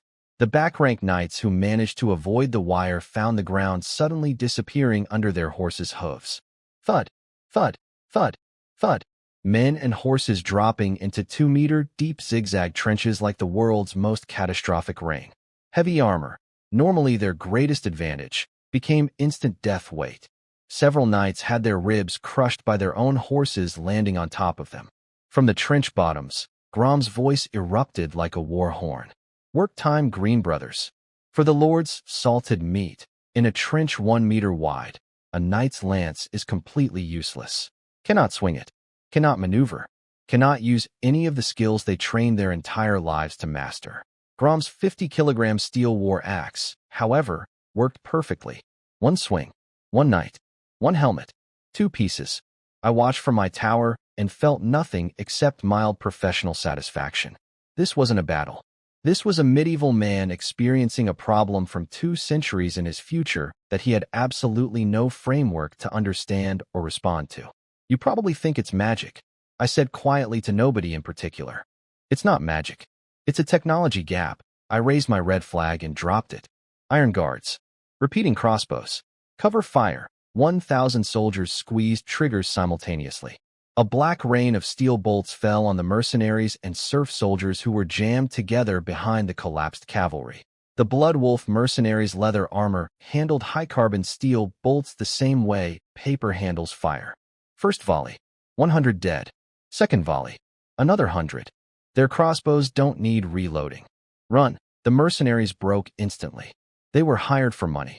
Nobody hired them to die in a field against an enemy they couldn't reach, couldn't see clearly, and couldn't hurt. They dropped their weapons mid-stride and ran without looking back. Hired soldiers have one fatal weakness. The moment things go badly, they simply leave. Full advance. Orcs lead. Iron Guards push forward. Capture them alive. I leaned over the tower railing. 5 copper coins per healthy adult laborer. 10 copper coins per living warhorse. The battlefield, if you could still call it that, collapsed completely. The Red Leaf Viscount tried to flee under his personal guard's protection. Sylvie had been waiting in ambush nearby. She came out of the darkness like divine judgment. One sword stroke, horse's legs gone. The great and noble lord of Red Leaf territory rolled through the mud and dirty snow for quite a distance before stopping. He looked up. My military spike was at his throat. The Battle of Greywood Town. Duration, under 1 hour. Result, Red Leaf territory's entire military force, completely destroyed. Morning sunlight. Fresh air. The battlefield cleanup was running at excellent efficiency. Knight armor getting ripped off unconscious bodies and stacked in piles for the furnace. Surviving mercenaries and serf soldiers chained together in a line, walking toward the coal mine entrance with the energy of men attending their own funerals. Meanwhile, in my castle backyard, I got kicked across the lawn and rolled twice through the grass, coughing up dirt. Young lord, your footing is still unstable. Sylvie stood completely still, holding a wooden practice sword, breathing like she hadn't just launched me across the yard. If that had been a real blade, you would currently be 2 separate pieces. Every day? 1 hour. No exceptions. Not even after a major battle. I spat out some mud, did a carp flip back to my feet, and wiped my face. Again, the hell training was working. Weeks of daily beatings plus high-calorie food had done visible things to the body I had inherited, formerly hollowed out by the previous owner's enthusiastic dedication to wine and women. The muscles were real now. The eyes were different. Less pampered noble, more lone wolf with a grudge. Sylvie didn't waste time. Her wooden sword blurred toward my face at a speed normal humans cannot track. I didn't block it. I dropped sideways, one hand sliding to my belt, and threw a fistful of white blinding powder directly at her eyes. She had been expecting exactly this. Sleeve up, powder deflected, sword swing continuing without a pause. At the moment her sword was about to connect with my back, I twisted at an angle that should not be anatomically possible, and my right boot's heel mechanism fired a hidden spring-loaded steel blade at her lower leg artery. Simultaneously, my left wrist crossbow locked onto her chest. We both froze, her wooden sword resting on the back of my neck. My boot blade and wrist crossbow both aimed at her vital points. I'm calling that a draw, I announced immediately, shamelessly, while still catching my breath. Sylvie lowered her sword, and, genuinely rare, something like respect crossed her face. Your physical ability cannot match a true knight in direct combat, she said. But this completely shameless fighting style of yours, combined with these sneaky weapons, any overconfident Tier 2 or even Tier 3 fighter who underestimates you will pay with their life. I took off my training gear and accepted a towel. If it keeps you alive, it's a good technique, I said. Now, our beloved Red Leaf Viscount has been hanging in the basement for 3 hours. Time to collect the war prizes. 10 minutes later. The basement. The noble and powerful Red Leaf Viscount, stripped to one pair of linen underpants, was tied back to back with the Golden Lion's envoy Philip. Fire pits burning red all around them. Several orcs nearby sharpening their large knives with great enthusiasm and zero urgency. I walked in wearing a clean silk shirt, sat down behind the interrogation desk, and arranged my papers neatly. Lorian, you dare treat an imperial viscount like this. The royal court will destroy you. I looked at him with genuine pity. My lord, I don't think you understand your situation. If I cut off both your heads, arrange the scene to look like a bandit attack, and bury the evidence, how exactly would the royal court know it was me? The viscount looked at Philip. Philip's face confirmed he had reached the same conclusion. Their combined psychological defense collapsed like a wet paper wall. However, I produced a thick stack of sheepskin contracts and dropped them at the Viscount's feet. I am a peaceful businessman. I dislike unnecessary killing. 3 clauses. First, Red Leaf City opens completely to free population movement. You will not obstruct any serf who wishes to relocate to Greywood. Second, all tariffs between Red Leaf Territory, Greywood Town, and the Golden Eagle Guild permanently abolished. Third, the 1,000 gold coins remaining in your castle armory as compensation for the damage your army caused to my barbed wire when they accidentally got lost on my property last night. I leaned back in my chair with the energy of a judge reading a death sentence. Sign it, and you remain Viscount of Red Leaf Territory. Don't sign it. And I let that orc over there perform a free surgical procedure on you. Right now? No anesthesia. The orc helpfully sharpened his knife a bit louder. This was the complete and total extraction. Free population movement meant every skilled worker, every laborer, every productive person in Red Leaf Territory could walk directly into Greywood whenever they wanted. It was cutting the root of his entire domain. But the knife was very loud. The Red Leaf Viscount cried actual tears of humiliation and pressed his handprint onto the contracts with a trembling hand. I looked at the documents, smiled warmly. Pleasure doing business. The day after my victory, I unleashed the most devastating weapon in my entire arsenal. Flyers and cheap steel sickles. My clerks marched directly into every Red Leaf village and estate with armloads of discounted farming tools and handwritten pamphlets screaming, "Come to Greywood Town. Salted porridge every meal. Work and get paid in copper coins. Half-orcs plow your fields for you. The Lord teaches you to read." For people who had been crushed by heavy taxes and couldn't afford iron tools anymore, this was basically a religious vision of paradise. The floodgates opened. Serfs, entire families, grandparents carrying babies, everyone who could walk, running away from the Viscount's territory as fast as their legs would carry them, pouring into Greywood like a broken dam. Ding. Territory population explosive growth detected. Current population, 15,420. Current population, 18,900. I sat in my study listening to the numbers climb and watching my daily income race toward 20,000 silver coins, and I could not stop smiling. The industrial machine was now eating the surrounding countryside alive. Automatically, without me doing anything. 1,000 miles away in the royal capital, things were less cheerful. The Golden Lion Duke threw his wine glass onto his extremely expensive Persian carpet. Useless. Absolutely useless. His intelligence officer was on one knee, shaking so hard his armor was rattling. 300 heavy cavalry. 2,000 total soldiers. Wiped out in 1 hour by a banished cripple? My envoy captured and forced to sign humiliating contracts? This is what you called an easily crushed, broken-down exile, my lord, the reports indicate. The third son obtained terrifying repeating crossbows. Premium steel armor. He even recruited orcs. The Duke's paranoid brain immediately constructed an elaborate conspiracy. No single person could do this with a little secret funding. Someone powerful was behind this. The Alchemist Guild maybe. A rival noble faction. Something big. If he wants to play big, I will play all the way to the end with him. His eyes went very cold and very dangerous. Send people to the Church of Light. Immediately. Tell the Inquisition that Greywood Town in the North harbors heretics, practitioners driving demons, using blasphemous black poison stones. I want an official heresy judgment order issued under church authority. Cut off all his official external connections. Make his entire territory a target that the whole continent is legally required to attack.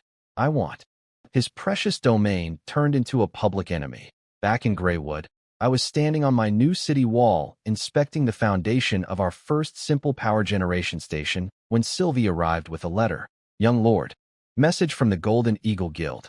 The Golden Lion Duke is apparently moving to have the church label you a heretic. Once the judgment order comes through, our legal status in the North collapses completely. Even our merchant convoy guards could be hanged as heretics on sight. I listened to the whole thing. Then I started laughing. Heretic? Ha ha ha ha. In the face of absolute productive capacity, even God has to clock in and work for me. I pointed down at my roaring furnaces and the nearly 20,000 residents lined up to collect their wages. Sylvie, go tell Ball to bring out the machine from the storage warehouse. The one I personally designed.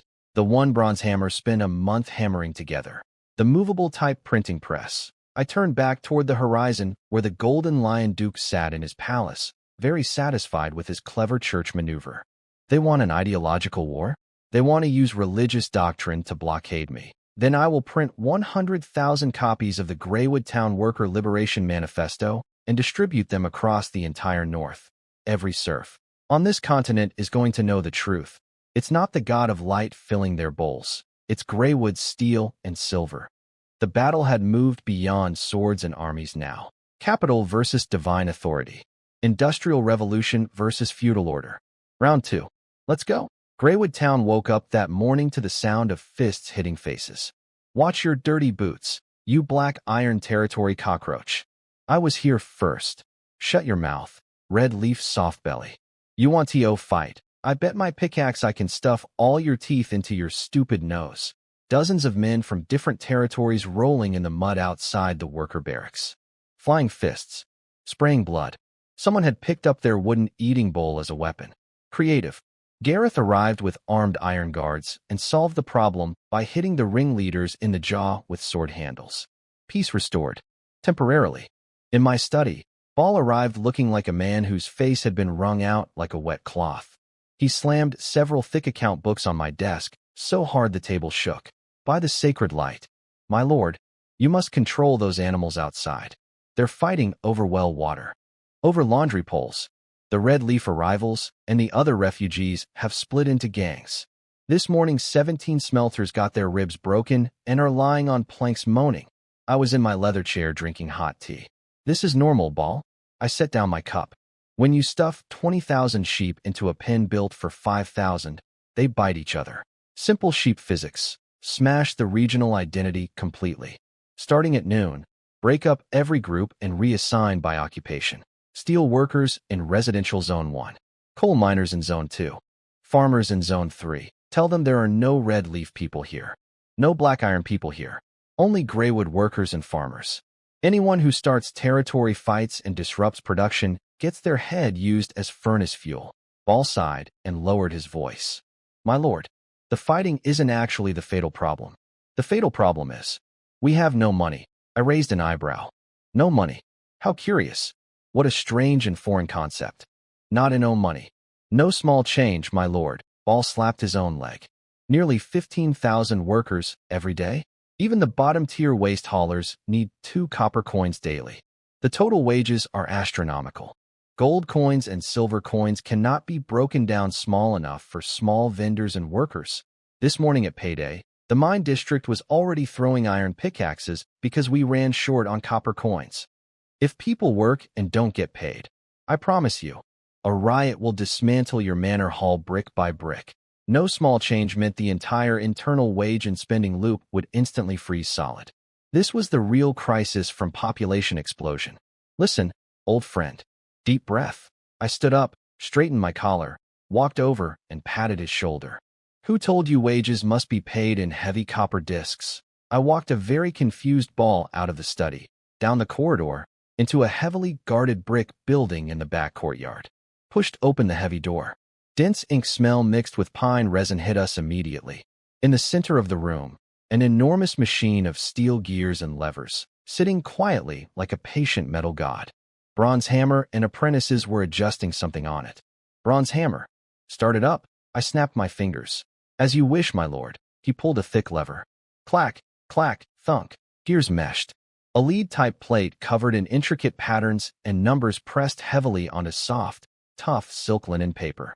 I walked forward, pulled out one still-warm sheet, and held it in front of Ball's face. Elaborate anti-counterfeiting patterns around all 4 edges. In the center, the Wisteria family crest and Greywood Town's badge together. Bold black text at the bottom. Greywood Town Labor Union Voucher. Denomination, 5JIO, and in the corner, my personal seal in special fluorescent ink. What is this? Ball stared like he was looking at an alien artifact. Our new money. I smiled like a man who had just opened Pandora's box and found it full of opportunity. Tell the workers copper coins are too heavy and fall into drains. Starting tomorrow, Greywood Town runs entirely on these vouchers. 1 jiao equals 10 copper coins. Ball nearly bit through his own tongue. By merciful sacred light, my lord, you have lost your mind. Giving workers a scrap of paper as wages? Those angry miners will tear us into pieces. As long as our marketplace has black bread in stock, as long as these vouchers can buy sausage, beer, winter clothing, and pay rent. This piece of paper is the hardest currency in the entire North. I patted the printing press, still rhythmically spitting out fresh vouchers, and felt something very close to genuine love for this machine. Ball. Gold and silver. You can only have as much as you can dig out of the ground. I watched the press print another sheet. And another. And another. But as long as this machine keeps turning, Greywood Town's wealth is whatever I say it is. The vouchers worked perfectly. Hungry people do not care if their wages are metal discs or printed paper, as long as it buys hot stew and barley ale. Economic crisis. Solved. Then the church showed up. Late May. Midday. 30 temple knights in blinding silver armor with giant golden crosses on their chests stopped outside my not-yet-finished new walls like a very well-dressed assassination squad. Hooves perfectly synchronized. The kind of arrival that says, we do not negotiate. In the middle of the formation, a luxury carriage pulled by 4 pure white horses. Inside, Macbeth, senior inquisitor of the Heresy Tribunal, personal aide to the Archbishop. He was peeling back his velvet curtain and looking at my smoke-belching town with the expression of a man who expected to find a demon's nest. Open the gates, lost lambs. The knight captain drew his sword. Inquisitor Macbeth has arrived. Receive the judgment and cleansing of the sacred light. On the wall, Sylvie's hand was white-knuckle on her sword. Young lord. The Golden Lion Duke actually went to the church. 30 tier, 2 temple knights plus a bishop of unknown power level. Taking them by force costs us enormously. And if we resist, we're declaring war on the entire continental church. Crusade arrives in days. Relax, my dear Sylvie. I smoothed my expensive dark blue noble formal coat. Practiced my smile. Who said anything about drawing swords? I cleared my throat. Walked to the edge of the wall. Oh, praise the supreme, sacred light. Open the gates immediately. Welcome His Holiness the Bishop's sacred arrival. I was practically vibrating with religious joy, like a man who had been lost for years and just found his father. The gates opened. Macbeth descended from his carriage holding a ruby-encrusted staff, chin elevated, prepared for sulfur smells and scattered corpses. Instead he found spotlessly swept streets. Workers lined up to greet him, covered in soot. Yes, but every single rough neck wearing a hand-carved wooden cross. And in the distance, my tall blast furnaces painted bright, white with large sacred light emblems in gold paint. His eyebrow moved approximately 2 millimeters. Baron Lorian. His voice was frozen lake in winter. Someone reported to the tribunal that you consort with filthy non-human races and burn hellstone that emits demonic poison gas. How do you respond? I immediately arranged my face into maximum anguish, rushed forward, dropped to one knee, and kissed his ring with profound reverence. Your Holiness, this is pure malicious slander. A political persecution against a faithful servant of the sacred light. I leapt to my feet and pointed at the white furnaces with actual tears forming. Those smoking towers? That is not hellstone. When I was praying, the sacred light, moved by my devotion, granted me purification stones from beneath the earth. I used them to burn the impurities from, or, just as the sacred light burns sin from the souls of men. I paused, peeked at Macbeth's face, continued. As for the half-orcs, they were beasts lost in the wilderness. I reached them with sacred light teachings. Now they perform the heaviest labor every day, washing away their heretic sins through honest work. They even call your name while they toil, somewhere in the mine pit. Grom was indeed shouting. He was shouting for the extra salted meat ration. Close enough. Macbeth's eye twitched. 20 years in the Inquisition. He had heard every possible creative defense. But packaging coal and slave labor as religious miracles was genuinely a new level of insulting his intelligence. Enough, Baron. His staff hit the stone road hard. Whether you are a heretic, the tribunal's truth detection array will determine immediately. Begin the search. Your Holiness, I raised my voice at exactly the right volume and cut off his spell-casting preparation with surgical timing. You have traveled so far in such difficult conditions. Surely actual investigation work is beneath your personal attention. Before anything else, might you first view a small token of my respect for the great church? I stepped aside and gestured graciously. Macbeth narrowed his eyes. 2 seconds of silence. Then he followed me inside. The door to the private room closed. Outside, noise disappeared completely. I walked to the center of the room and yanked the heavy black cloth off 3 large iron chests. The locks snapped open. Silver light filled the entire room. 50,000 silver coins. Fresh from my system storage. Perfect condition. Not one scratch on any edge. Stacked like a small silver mountain, radiating a magnetism that no sacred light could compete with. Macbeth stopped breathing. His dignified, severe face did several involuntary muscle things. The hand holding his ruby staff developed visible moisture. Your Holiness, I moved beside him like a snake that has decided to be friendly. I know exactly why the Golden Lion Duke sent you. He wants your sacred authority to remove me. A political inconvenience. But he's a miser. He sent you all the way to the frozen north. Will he give you even 1 copper coin for your trouble? I let my finger trail lightly across the top layer of coins. They made a beautiful sound. He won't. But I, Lorian, am different. I understand the hardship of building great cathedrals. These 50,000 coins are merely Greywood Town's first sin redemption donation. If this territory continues operating safely under your holy protection, I guarantee 10,000 identical coins delivered to your private residence every single month. On time. I turned and smiled at him warmly. So, Your Holiness, in your considered theological opinion, are those stones outside a demon's gift? Long pause. Or a blessing of the sacred light?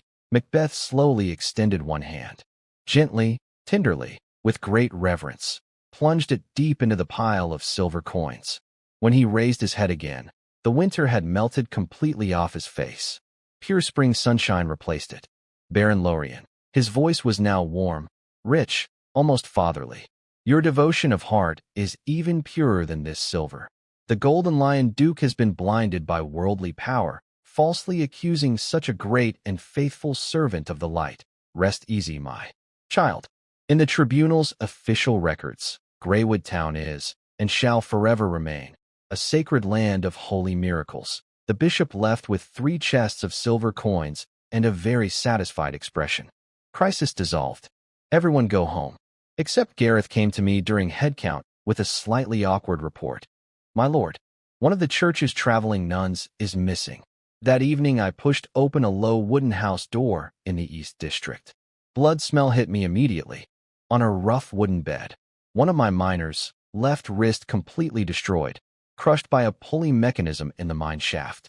The kind of injury that in this era is basically a slow death sentence. Kneeling beside the bed, a young woman in a plain white nun's habit. Soft blonde hair completely soaked with sweat, plastered to her face. Both hands glowing with faint white light. Basic church healing magic. The glow was covering the destroyed wrist, slowing the bleeding just enough. Her lips were bleeding from biting them. She was shaking from magic exhaustion. She had not moved her hands. When the miner's breathing steadied slightly, her legs gave out, and she collapsed sitting in the muddy floor, gasping. Good work, I said from the doorway. But I'm guessing that healing spell only stops the bleeding, right? She looked up, saw me in my fine clothes, flinched like a startled rabbit. Then she noticed the respectful expressions on the workers around her. Took a deep breath. Stood back up. My name is Cecilia, my lord. Her eyes didn't waver. The bishop only had eyes for those heavy silver chests. He didn't even notice I fell behind. There are too many people here hurt from labor, writhing on the ground in pain. Not one priest willing to recite even a short prayer for them. She spread her blood-stained hands in front of the bed like a small shield. If you plan to hang me for staying without permission, do as you wish. But please allow me to finish treating his wound first. I looked at this girl radiating pure saintly energy in a muddy shack and laughed out loud. Hang you? I shook my head. What kind of terrible night novel do you think you're living in? I walked to the bedside and looked at the unconscious miner. Now, I will be honest with myself about my thought process here. This was not a tragic victim in my eyes. This was a productive asset generating 1 silver coin of daily income who was about to be permanently lost to infection. Without antibiotics, a crushed wrist in this era means fever, sepsis, death. Within a week. Guaranteed. My assets were not going to bleed out on wooden floors. Listen, Sister Cecilia. I put on my serious face. Your healing magic is remarkable, but it has limits. You stopped his bleeding today. Tomorrow, invisible demons, tiny things you cannot see, will enter his wound, give him high fever, and kill him in agony. Cecilia blinked. Invisible demons? Is it a curse? It's called science. I turned to the door. Ball, clear out that 2-story brick building we reserved near the town center. Hang a new sign. Greywood Town First Workers Hospital. Get 2 cartloads from the distillery. The highest concentration spirits. The stuff so strong it kills anyone who drinks it. And 2 cartloads of clean bandages boiled in hot water. Move. Then I turned back to the very confused nun and gave her my best flawless noble bow. Beautiful Sister Cecilia, since that silver-obsessed bishop abandoned you, stay in Greywood Town. I held up one finger for each point. I give you a proper hospital, clean beds, the magical strong alcohol that kills invisible demons, 20 of my smartest female workers as your assistants for wound cleaning and bandaging, all medical expenses fully covered, and your personal salary. I paused for effect. 1 silver coin per day. Cecilia's eyes went so wide I worried for her face. In the church, only senior priests treating high nobility receive that kind of treatment. And this man, labeled a heretic, running a smoky industrial town in the frozen north, was building a massive medical facility for the lowest, dirtiest laborers alive, and paying her that salary? Her? You're serious? Her voice cracked. Why? They're just serfs. I looked her directly in the eyes with complete honesty. Because in my territory, every single laboring person is a precious asset that cannot be wasted. Not one word of that was false. For completely different reasons than she was thinking, but not false. My only requirement, starting today, you are Greywood Town's chief medical officer. Combine your holy healing magic with my sanitation management system. I want you to drag every single one of these workers back from death's hands. Every last one. Something inside Cecilia collapsed entirely. For the first time she thought, maybe the real sacred light wasn't in any golden cathedral. Maybe it was here, in this smoke-filled, machine-roaring, morally complicated industrial town. She nodded through tears. I smiled. Perfect investment, I thought privately. With a proper medical system, worker mortality drops to near zero. The industrial machine turns faster. Everyone wins. Some of us just win slightly more than others. May wind was getting warm. Inside Greywood Town's brand new 2-story brick hospital, it smelled like something that could strip paint. High-concentration alcohol. My workers had never smelled anything like it in their lives. To these people who had only ever drunk watered-down terrible ale, this clear liquid that made your scalp tingle just from sniffing it was obviously some kind of Lord-brewed dissolving potion. Miss Cecilia, please don't put that water on my leg. I would rather have it sawed OFF. On the ground floor emergency hall, young quarry worker Paul was lying on a clean white limestone table, making sounds typically reserved for slaughterhouses. A rock fragment had opened a 10-centimeter gash on his shin. He had then rolled through mud, so the wound was now packed with black-red filth. Cecilia was wearing the strange white coat I had forced her into, tightly cuffed fine bleached linen, designed specifically so bacteria couldn't hide in the folds. She looked like a person from a century that hadn't been invented yet. Bear with it, Paul, she said with great patience and zero mercy in her hands. She pressed a cotton ball soaked in 75% purified spirits directly onto the wound. AHHH.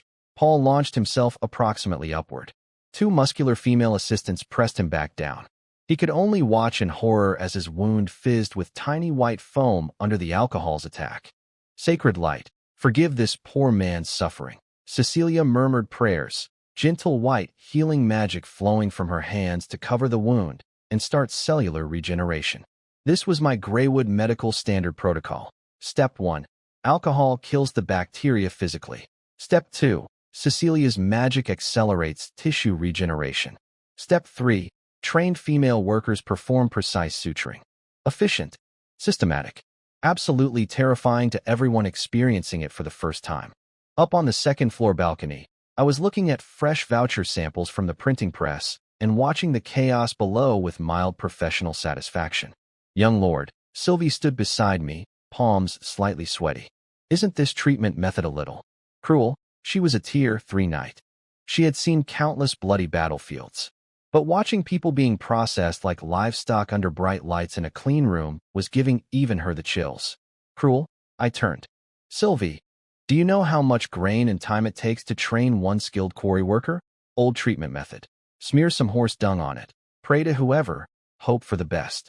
Paul develops fever in 3 days. Wound goes septic in 7 days. 2 weeks later, I'm digging him a hole in the cemetery. Then I recruit a new idiot from the refugee pool and spend another month teaching him how to use a steel drill. I pointed at Paul being sutured below, my voice completely calm, like discussing machine maintenance costs. Current method: 2 bottles of spirits, half a roll of bandages, a small amount of Cecilia's magic. 3 days, he's walking. 1 week, he's back in the mine producing iron or I can never get enough of. This isn't cruelty. This is called asset damage control. Sylvie had no response. She kept discovering she could not argue with my logic. It was twisted. It was completely self-consistent. In my eyes, human lives were not sacred souls. They were numerical assets ticking in the territory's account ledger. And yet somehow this approach resulted in Greywood workers living better than citizens of the imperial capital, who worshipped their lord with near-religious devotion. She found this deeply confusing and chose not to examine it further. Downstairs, suturing time. Cecilia accepted the thin steel needle from her assistant, forged by bronze hammer under considerable shouting from me, hammered hundreds of times to achieve the right thinness, boiled in hot water for a full hour, perfect arc on the tip. Don't be scared, Paul. This is just like mending a shirt. Her hands were steady. Years at the very bottom of the church helping the poorest people had given her nerves far beyond her age. The needle went through skin. Paul's screaming gradually reduced to low moaning. Cecilia's stitching went from careful to practiced. She had been horrified when I first taught her surgical suturing. Sewing human skin like it was linen cloth felt deeply sacrilegious. Then she watched 3 patients who should have absolutely died make complete recoveries. She became the technique's most devoted practitioner immediately after. Last stitch cut. She wiped her forehead, gave Paul a genuine, luminous smile. Done. Second floor observation room. Daily free Lord's recovery ration. Do not scratch the wound. Thank you, Miss Cecilia. Thank you, my lord, Paul called weakly, eyes full of the specific gratitude of a man who just narrowly avoided dying. I closed my account book upstairs with deep satisfaction. You see it, Sylvie? I watch Paul being carried away. This is the highest form of winning hearts and minds. I exploit their physical labor. I drain their productive years. But when they're about to break down, I fix them, and they feel grateful. They think I'm the most merciful lord in the world. I turn toward the increasingly busy print shop to the east, eyes bright with something Sylvie probably found unsettling. With this hospital, Greywood's worker mortality rate drops to the lowest on the entire continent. Combined with the voucher system's deep integration into daily life, my territory's resistance to outside pressure will reach a level that defies all conventional understanding. I paused. It's a good day to be me. Late at night, Cecilia finally dragged herself back to the private room I had arranged for her. Clean, dry, wooden floors, infinitely better than whatever damp stone cave the church had given her. She sat in front of her mirror, took off her nun's headband, and stared at the bloodstains on it that wouldn't wash out. I know what she was thinking about. Her parents died in a plague. An old priest picked her up from poverty. She spent her whole life believing the church was the warmest place in the world, closest to the sacred light. Then she grew up and noticed the cardinals cared about golden candlesticks and heavy religious taxes. Senior priests used their precious healing magic on noble families' sick pet dogs, while serfs died on the doorstep. She got punished for stealing communion bread to feed orphans. Macbeth called her dirty-handed low-grade goods. Then she arrived in Greywood Town, where the disgraced wastrel Lorian had actually built houses for refugees, actually opened a hospital for poor people, where workers got paid, where people ate full meals, where even the terrifying orcs had simple, happy smiles she had never seen on anyone's face before. She looked out her window at my lit-up town and smiled the smile of someone who had finally found something real. If heaven exists anywhere, she thought, it probably looks like Greywood, sweet girl. Meanwhile, several hundred miles away on the trade road, Macbeth's luxury carriage rattled along with 50,000 fresh silver coins hidden in the floor panels, making the most beautiful sound he had ever heard. By dim lamplight, he was writing his official Inquisition report. After personal investigation, Baron Lorian of Greywood Town is a talent blessed by the sacred light. The black stones in his territory are purified essence of sacred light. The orcs have received baptism as devout laborers. The Baron generously intends to build a sacred light purification cathedral in the northern wilderness. He put down his pen, patted his chin fat, laughed coldly. Does the Golden Lion Duke seriously think I'd go after a devout believer for his worthless empty promises, as long as those 10,000 monthly silver coins kept arriving at his private residence on time? Macbeth had already decided that even if Greywood Town actually summoned a real demon, he would personally testify it was a six-winged angel in a black coat. He poured himself expensive wine and started planning how to quietly make the Golden Lion Duke's life difficult back in the capital, just as a personal thank you for being used. End of May. Greywood Town population, officially over 25,000 people. We had gone from industrial outpost to a grotesque, thriving proto-city. The administration was almost completely broken. In my study, Ball was sitting in the middle of a mountain range of sheepskin account books. His voice was ancient and dry. Young lord, I genuinely cannot continue. His hands were shaking. He had not slept in 3 consecutive days. Tracking daily rations, voucher distribution, and building material consumption for 25,000 people had done something bad to this man. I handed him warm milk tea and sat down. Ball, you're my right hand. I know, young lord, he smiled sadly. But I'm old. My brain cannot keep up with your tables and double-entry accounting systems anymore. Before, managing a few hundred people, I could glance at the warehouse and calculate everything. Now 25,000 people. Thousands of numbers exploding in my head every day. I'm terrified of making one mistake and ruining everything you've built. I was quiet for a moment. He wasn't exaggerating. The traditional feudal steward model was completely incompatible with a modern industrial city. If I kept pushing this 60-year-old man, he would die at his desk. I understand, Ball. I sat up straighter. Starting today, you are no longer Greywood Town's general steward. Ball's body went rigid with fear. Relax, old friend. I patted his hand. I'm establishing a new institution called the Greywood Town Administrative Committee. You are honorary chairman. Your only job is watching the young people to make sure they don't steal.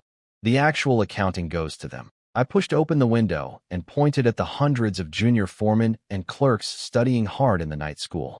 We are splitting Greywood into departments. Ilera, Agriculture Department. 15,000 acres of wheat and greenhouses. Cecilia, Health and Medical Department. Bronze Hammer, Industrial Production Department. Gareth, Security Department. Sylvie, Intelligence and Special Operations Department. And you, Ball, you helped me build the Finance Department. 50 of the best arithmetic students from night school, reporting to you, handling all vouchers and taxation. Ball hesitated. But young lord, what do those rough workers know about management? They don't need to know management. They need to execute the rules I set, like mechanical gears. I pulled out a draft of the Greywood Town Departmental Operating Guidelines from my desk drawer. Every person responsible for only one small piece of the process. Coal miners only mine coal. Payment officers only pay wages. Nobody knows anyone else's section. Nobody overlaps. This way, no single person can understand the complete operational logic of this territory. I paused. Except me. I looked at the territory map on the wall, growing bigger every week, and felt the ambition expanding in my chest like a furnace fire. Ball, remember this. When a territory's population exceeds 30,000, it is no longer a territory. It is a country, and countries run on systems, not on individual loyalty. The door burst open. Ilera sprinted in holding a mud-covered report, her usual haughty expression completely replaced by maximum excitement. Lorian, come look. The wheat treated with the special mineral powder, the fertilizer, is maturing faster than anything I calculated. First harvest can be moved up by at least half a month. I took the report, scanned the dense data. My eyes went very deep and very quiet. Half a month, I said softly. Perfect timing. I looked south, toward the royal capital, toward the Golden Lion Duke sitting in his palace, feeling clever. When our granaries are overflowing. When our vouchers have completely captured every surrounding territory's market. The Golden Lion Duke will discover that whether he sends bishops or armies to Greywood, against our grain and steel, they are all paper decorations. I wasn't there for this part. This one happened far away, in a perfume-scented room in the imperial capital. But my spy network filled me in eventually, and honestly it's too good not to tell. My second sister Serena was sitting in the wisteria family study, surrounded by velvet curtains and the smell of expensive tulips, reading Sylvie's letters with the expression of a woman whose brain was being gently assaulted. Serena had sent Sylvie north to rescue me, drag me back to safety if necessary. The plan was, find the pathetic exiled little brother hiding in a frozen shack, bring him home before assassins finish the job. The letters coming back told a slightly different story. She read the latest one again. Every word was recognizable. Together they formed what appeared to be a very bad piece of fiction. Respected Miss Serena, please forgive my failure.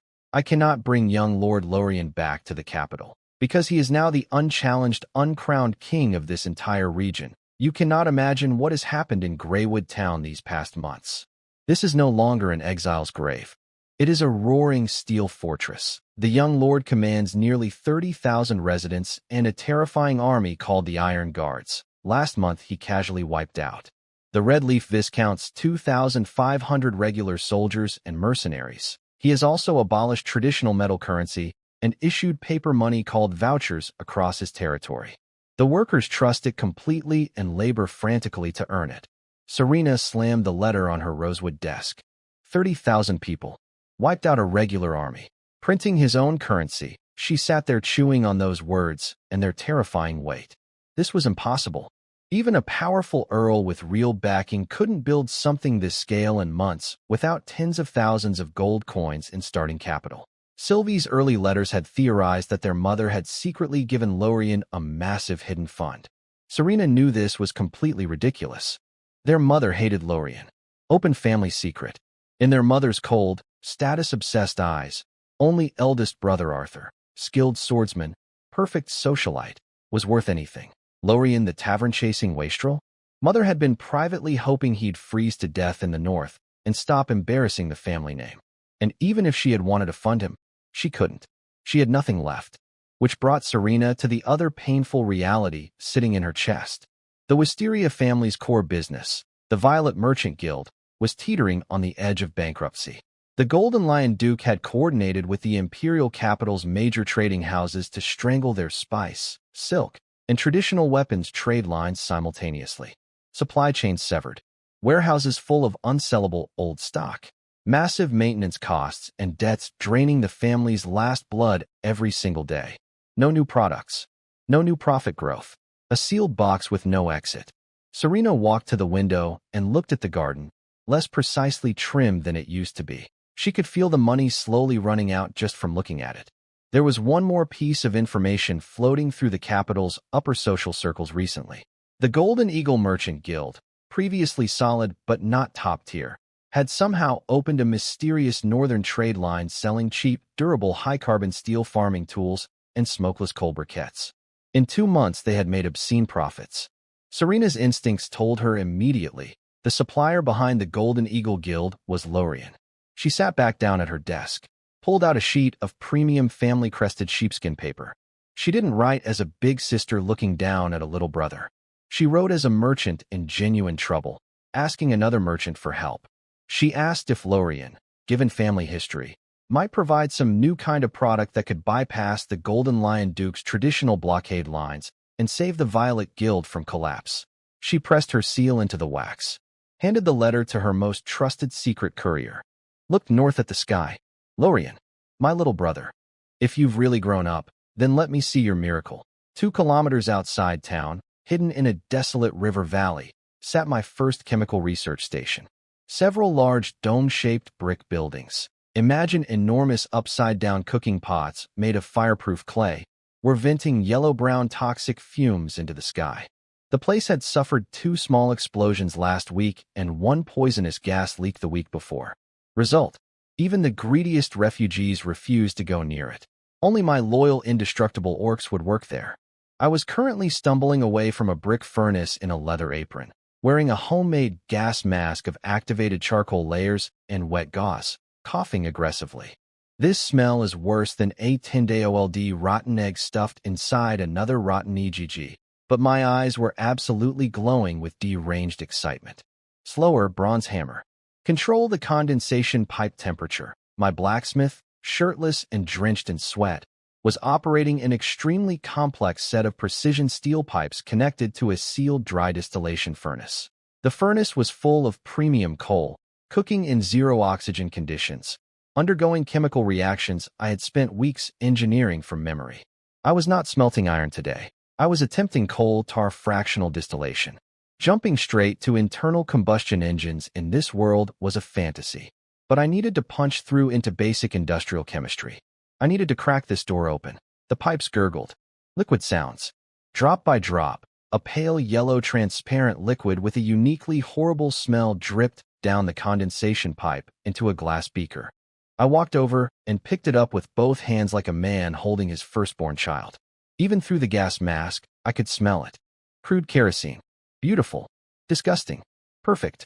Young lord, Sylvie was standing as far downwind as possible, pinching her nose, holding a letter that had just arrived, looking at me with maximum confusion. What is this magic potion? It smells terrible. It explodes if you look at it wrong. It burned down 2 work sheds last week. Magic potion? I carefully poured the kerosene into a small metal device I had been working on for weeks. Brass base. Clever rotating gear mechanism to adjust cotton wick length. And around the wick, a windproof, high-temperature glass shade, produced by my brand-new glassworks after over 100 failed attempts. I struck a match, lit the kerosene-soaked wick, lowered the glass shade carefully. The laboratory filled with a steady, bright, completely smoke-free orange-yellow glow. No flickering, no black smoke, no wax dripping. The flame barely moved even when wind pushed through the door gaps. Brighter than the finest beeswax candles. Brighter than anything available anywhere in this world at night. Sylvie's pale blue eyes went very wide. In the imperial capital, in Duke's castles, nighttime lighting meant dim, jumping candlelight. Required daily replacement by servants. Regularly caused fires.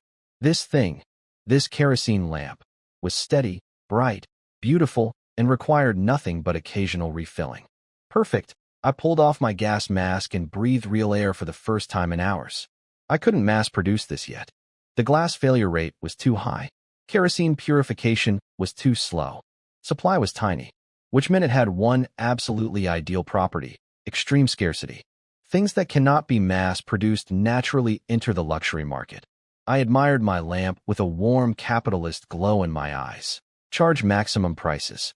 Collect the intelligence tax from wealthy nobles who cannot resist owning the best thing in the world. I accepted the letter Sylvie had been holding. Saw the Wisteria family tulip wax seal. My eyebrow moved slightly upward. I read my second sister Serena's anxious plea in about 10 seconds. Mother's Violet Merchant Guild, nearly destroyed. Family finances, hemorrhaging daily. Please, if you have anything new and useful, save what's left of us. I did not feel particularly sad about my mother's commercial empire collapsing. I laughed slightly, actually. Young lord, bad news from the capital? Sylvie noticed my expression shift. Nothing major. I tossed the letter on the table and tapped the glowing lamp with one finger. My noble mother is simply being eaten alive by the Golden Lion Duke. Nearly finished. And my dear second sister is hoping I can produce some interesting little novelty item to rescue that sinking ship. I looked at the kerosene lamp. Steady, bright, completely impossible to replicate without my knowledge. The corner of my mouth went up. A novelty item, she said. I think I have exactly one of those available. I sat in the chemical station's restroom, drinking tea, watching my kerosene lamp burn steadily on the table, and thought about my sister's letter. Sylvie was looking at me with that expression she gets when she's trying to figure out if I'm about to do something heartless. Young lord, your second sister asked for help. The Violet Guild is family property. Aren't you going to give her the lamp? I put down my tea. Sylvie, first iron law of capital markets. Never inject a quality asset into a bankrupt, debt-drowned garbage company. I drew a circle on the table with one finger. My mother's Violet Merchant Guild is a rotting corpse. The Golden Lion Duke's vultures are circling it right now.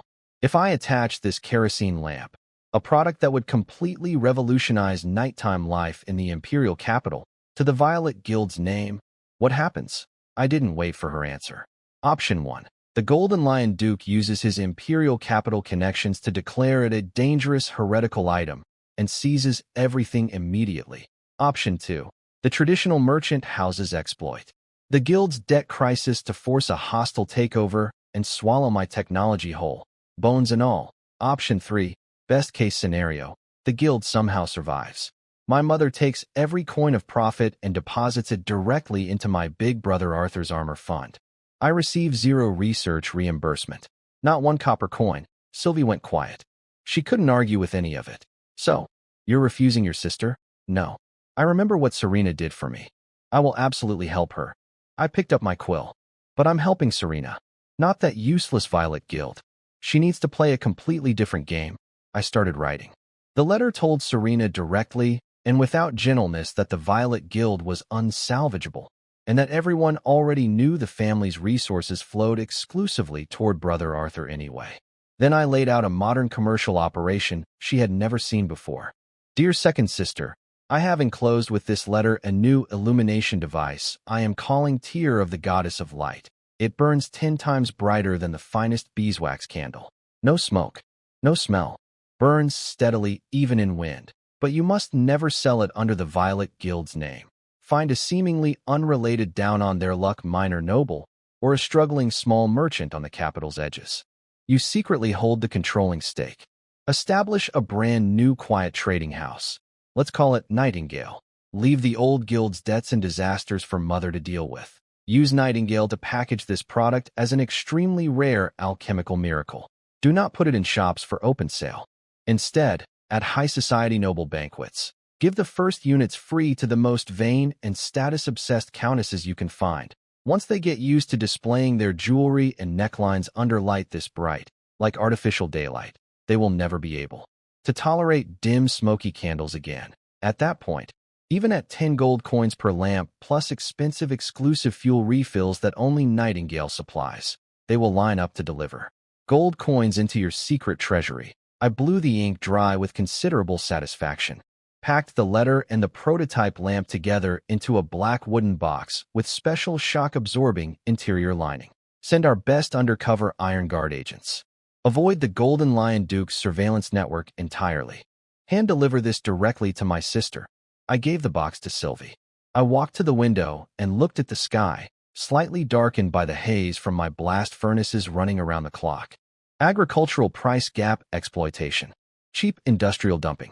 Now technical monopoly targeting the imperial capital's wealthiest tier. Greywood Town's economic tentacles were finally reaching into the heart of imperial power.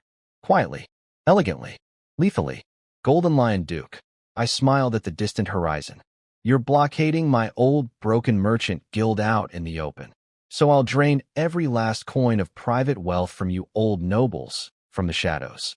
The secret courier disappeared into the night with the lamp prototype. Sylvie was still in my study, arms crossed, doing her thinking face. Young lord, I have a practical concern.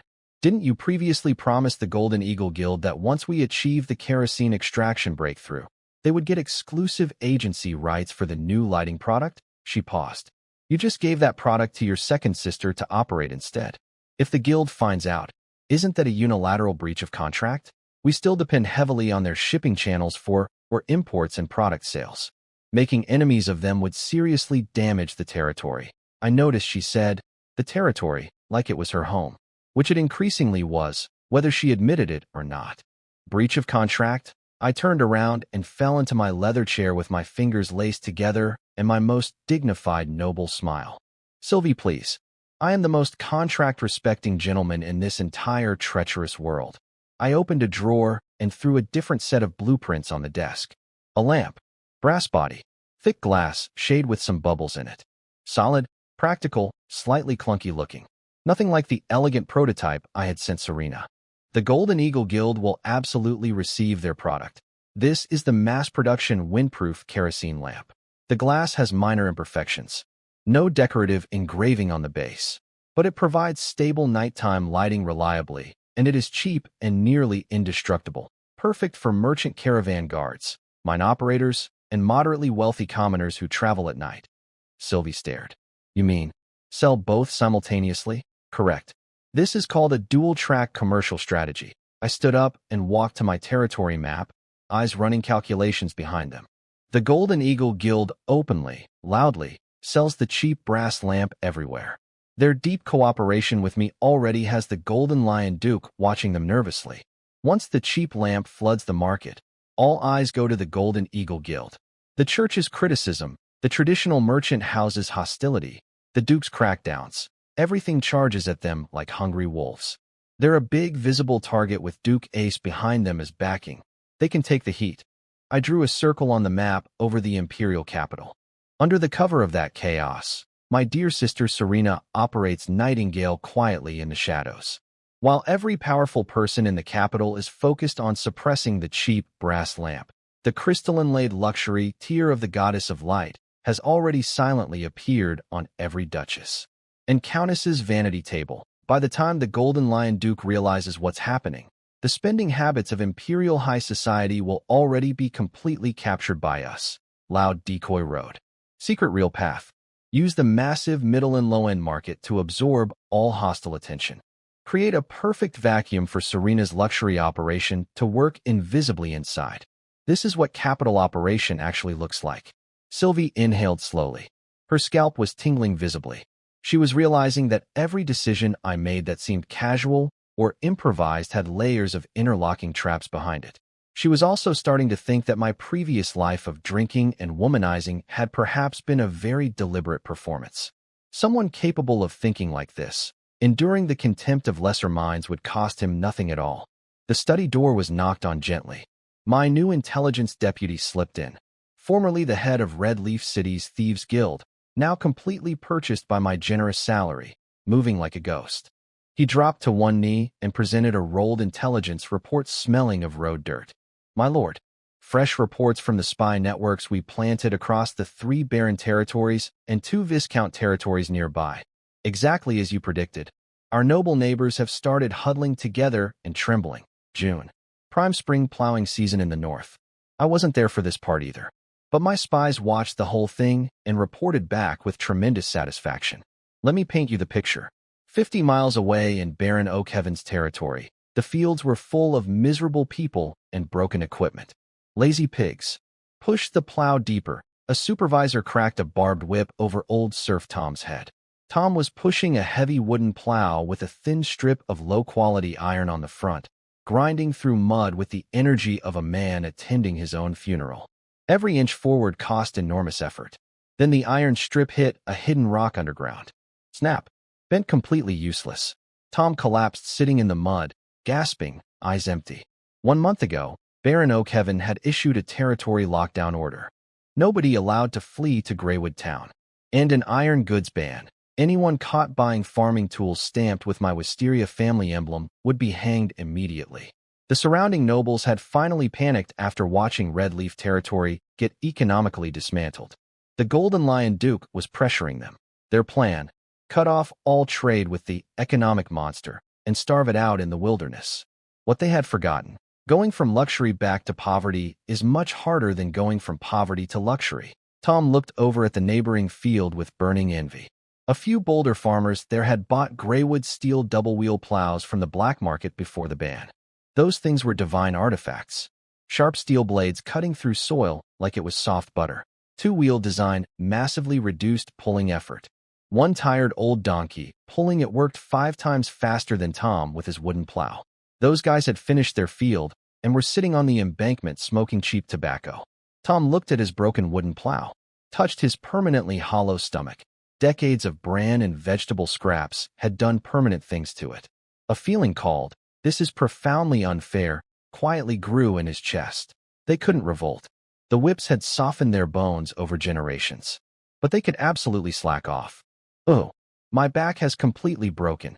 Tom made theatrical suffering sounds and lay down flat in the mud. He was not alone. Overnight, the entire Baron Territory's serfs seemed to contract a mysterious collective illness. Plowing with half effort. Planting seeds randomly scattered. Why work hard? The grain they produced mostly went to the Lord anyway. They couldn't use the good tools. Fine. Everything could rot in the ground together. This passive strike spread like plague across every surrounding noble territory simultaneously. And then spring wind brought something even more devastating than broken plows. Rumors. Hey, did you hear? In Greywood Town, even the manure haulers eat salted porridge at every meal. That's nothing. I heard Lord Lorian is incredibly kind. Work for him for 3 months, and not only do you get that paper money, he arranges wives for you. All those young refugee widows who fled Red Leaf City. If you work hard enough, you get one assigned to come home with you. Food, wages, wives. This brutally simple 3-benefit package was 100 times more powerful than any religious doctrine for people who had spent their entire lives being treated like livestock. People started quietly packing bags at midnight, even with the lords erecting gallows at road intersections, even with escaped serfs displayed hanging from trees as warnings. The underground tide of fleeing people could not be stopped. You cannot seal a river by yelling at it. And the lords had created a beautiful self-destroying loop. Ban good tools crop output collapses, lords raise taxes to compensate, more people desperately want to flee to Greywood. The old northern nobility was being slowly strangled by the noose they had tied with their own hands. I read the intelligence report in my study, set it down, and drank my tea. Right on schedule. I said to nobody in particular. Everything was proceeding exactly as designed. I sat in my study reading the intelligence reports with the calm of a man watching a chessboard arrange itself exactly as planned. Baron Oakhaven's territory. Small serf rebellion broke out, suppressed, but spring plowing progress delayed by 40%. Iron Cliff Viscount, trying to stop blacksmiths from fleeing, brilliantly cut off the toes of 3 senior blacksmiths. Now his entire territory's iron repair capability is paralyzed. I turned the page. White River Baron, under Golden Lion Duke's orders, violently blockaded the White River crossing. 3 of our supply smuggling ships last week were forced to turn back, unable to reach Greywood Town. My fingers stopped tapping the desk. My eyes went from lazy to blade sharp in approximately 1 second. They are actively trying to die. I said it the way you observe weather. No anger. Pure rational assessment. Sylvie was at the map, pointing at red-marked zones with mild worry. Young lord, these old nobles are idiots, but their locations are strategically critical. Baron Oakhaven controls the mainland route from the north to the imperial capital. White River Baron's Crossing is the throat of our entire water transport network. Before, they each acted alone and looked down on us, so gold coins could buy passage. Now they're terrified, and the Golden Lion Duke has forced them into a coalition doing coordinated physical blockade. If we don't resolve this, Greywood's enormous industrial output gets suffocated in its own warehouses. I walked to the map. Sylvie, you know what I hate most in this world? People blocking my supply chain. I slapped the red-marked territories on the map with my palm. And if the Golden Lion Duke actually goes insane and launches a formal military campaign, these territories instantly become his forward bases and supply lines. Leaving my throat in other people's hands violates every principle I have as a lord. Time to move. Not because I enjoy war, because this is what capital expansion inevitably looks like. When internal productivity reaches a certain level, you must break through the external feudal barriers to reach wider markets, more raw materials, and, most importantly, more people. Those starving serfs locked to dead land in those territories weren't burdens to me. They were sacred code, each one generating 1 silver coin of daily income the moment they became my registered residents. My real ambition, hidden beneath the cold capitalist exterior, turn every single laboring person in the world, human, elf, orc, even those sea creatures, into legitimate Greywood residents. Free every serf, not from the goodness of my heart, but because liberating people and putting them on my payroll are exactly the same action. Pass my orders. I turned around, radiating the energy of a man who has made a decision. First, Ball allocates 5,000 silver coins as a special operations fund. Our undercover agents take salted meat and black bread directly into the blockaded territories. Since they won't let serfs run, we dig the tunnels ourselves. Establish underground escape routes. Anyone who leads an entire village to defect to Greywood gets permanent citizenship in a brick house. On the spot. No conditions. Second, blacksmith stops civilian iron goods production immediately. Full power to the chemical station's high-temperature distillation towers. Someone personally supervises at all times to prevent accidents. Sylvie's eyes sharpened. Young lord, Are you planning direct military force? Our iron guards have expanded to 3,000, but attacking multiple surrounding territories simultaneously abandons our home advantage. Victory odds aren't great. No. Direct military action against this rotten coalition is too expensive and hands the Golden Lion Duke a legitimate justification to send armies. I don't give presents to enemies. I walked to my desk and rested my hand gently on the glowing kerosene lamp prototype. I'm going to use a more civilized method to collapse them from the inside. I looked up. The industrial fire in my eyes was genuinely dangerous. Since White River Baron likes blocking rivers so much, let's help him thoroughly cleanse his territory. I smiled. Tell Alera and Bronze Hammer that the secret byproduct they've been quietly developing for me, the unstable black powder granules. It is time for field explosive testing. Outside Greywood Town, in an abandoned quarry smelling powerfully of sulfur and something that made even the orcs sneeze, I was crouching behind a thick log barrier with Sylvie. 50 meters away, one ordinary oak barrel, iron-banded, sitting quietly in the open. A long fuse soaked in grease and potassium nitrate was burning slowly across the ground toward it. Young lord, Sylvie gripped her sword handle. That black powder the orcs stirred together in a bucket. Can it really be more terrifying than a Tier 3 mage's explosive fireball? In this low magic world, Tier 3 knights and mages were rare, but genuinely devastating. Sylvie at full power could carve through 50 fully armed soldiers and walk out fine. A proper mage could shift the outcome of an entire battle with elemental force. She was having difficulty accepting that a barrel of dirty dirt mixed by orcs could matter. Sylvie, magic is a gift from the gods to a chosen few. I covered my ears with practiced efficiency and crouched lower. This barrel is called the truth of the poor. I yelled at her. Open your mouth. Close your eyes. The fuse reached the barrel. Boom. The entire abandoned quarry got hit by an invisible hammer from heaven. An orange-red fireball expanded from nothing. The shockwave, carrying shattered rock and iron barrel fragments, swept outward in every direction with zero selectivity. The log barrier above us got pelted like hail. The ground shook. Yellow-brown smoke swallowed everything. Half a minute of echoing silence. Then Sylvie stood up, coughing, looked forward, and stopped moving entirely. Where the barrel had been, a 1-meter-deep, 3-meter-wide black scorched crater. The several full steel heavy armor dummies we had placed as test targets were twisted scrap metal, covered and embedded with splinters and iron fragments, like something had chewed them up and spat them out. This is the byproduct. Sylvie's voice had an unfamiliar tremble in it. Pure physical destruction with zero magical energy. This challenged something fundamental in her knight's understanding of the world.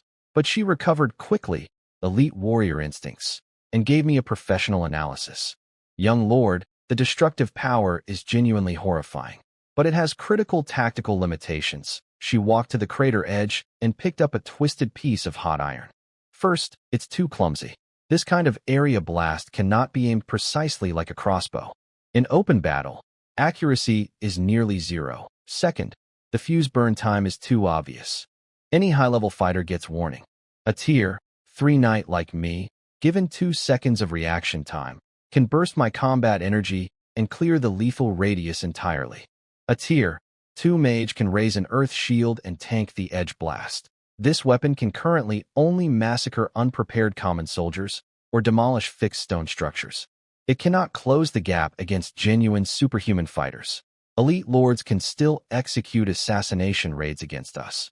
I listened to this entire professional bucket of cold water. Then I laughed and clapped my hands together. Brilliant analysis. You correctly identified every technical limitation of primitive black powder. I walked to the crater and looked at the scorched earth the way a person looks at a beloved painting. You're right.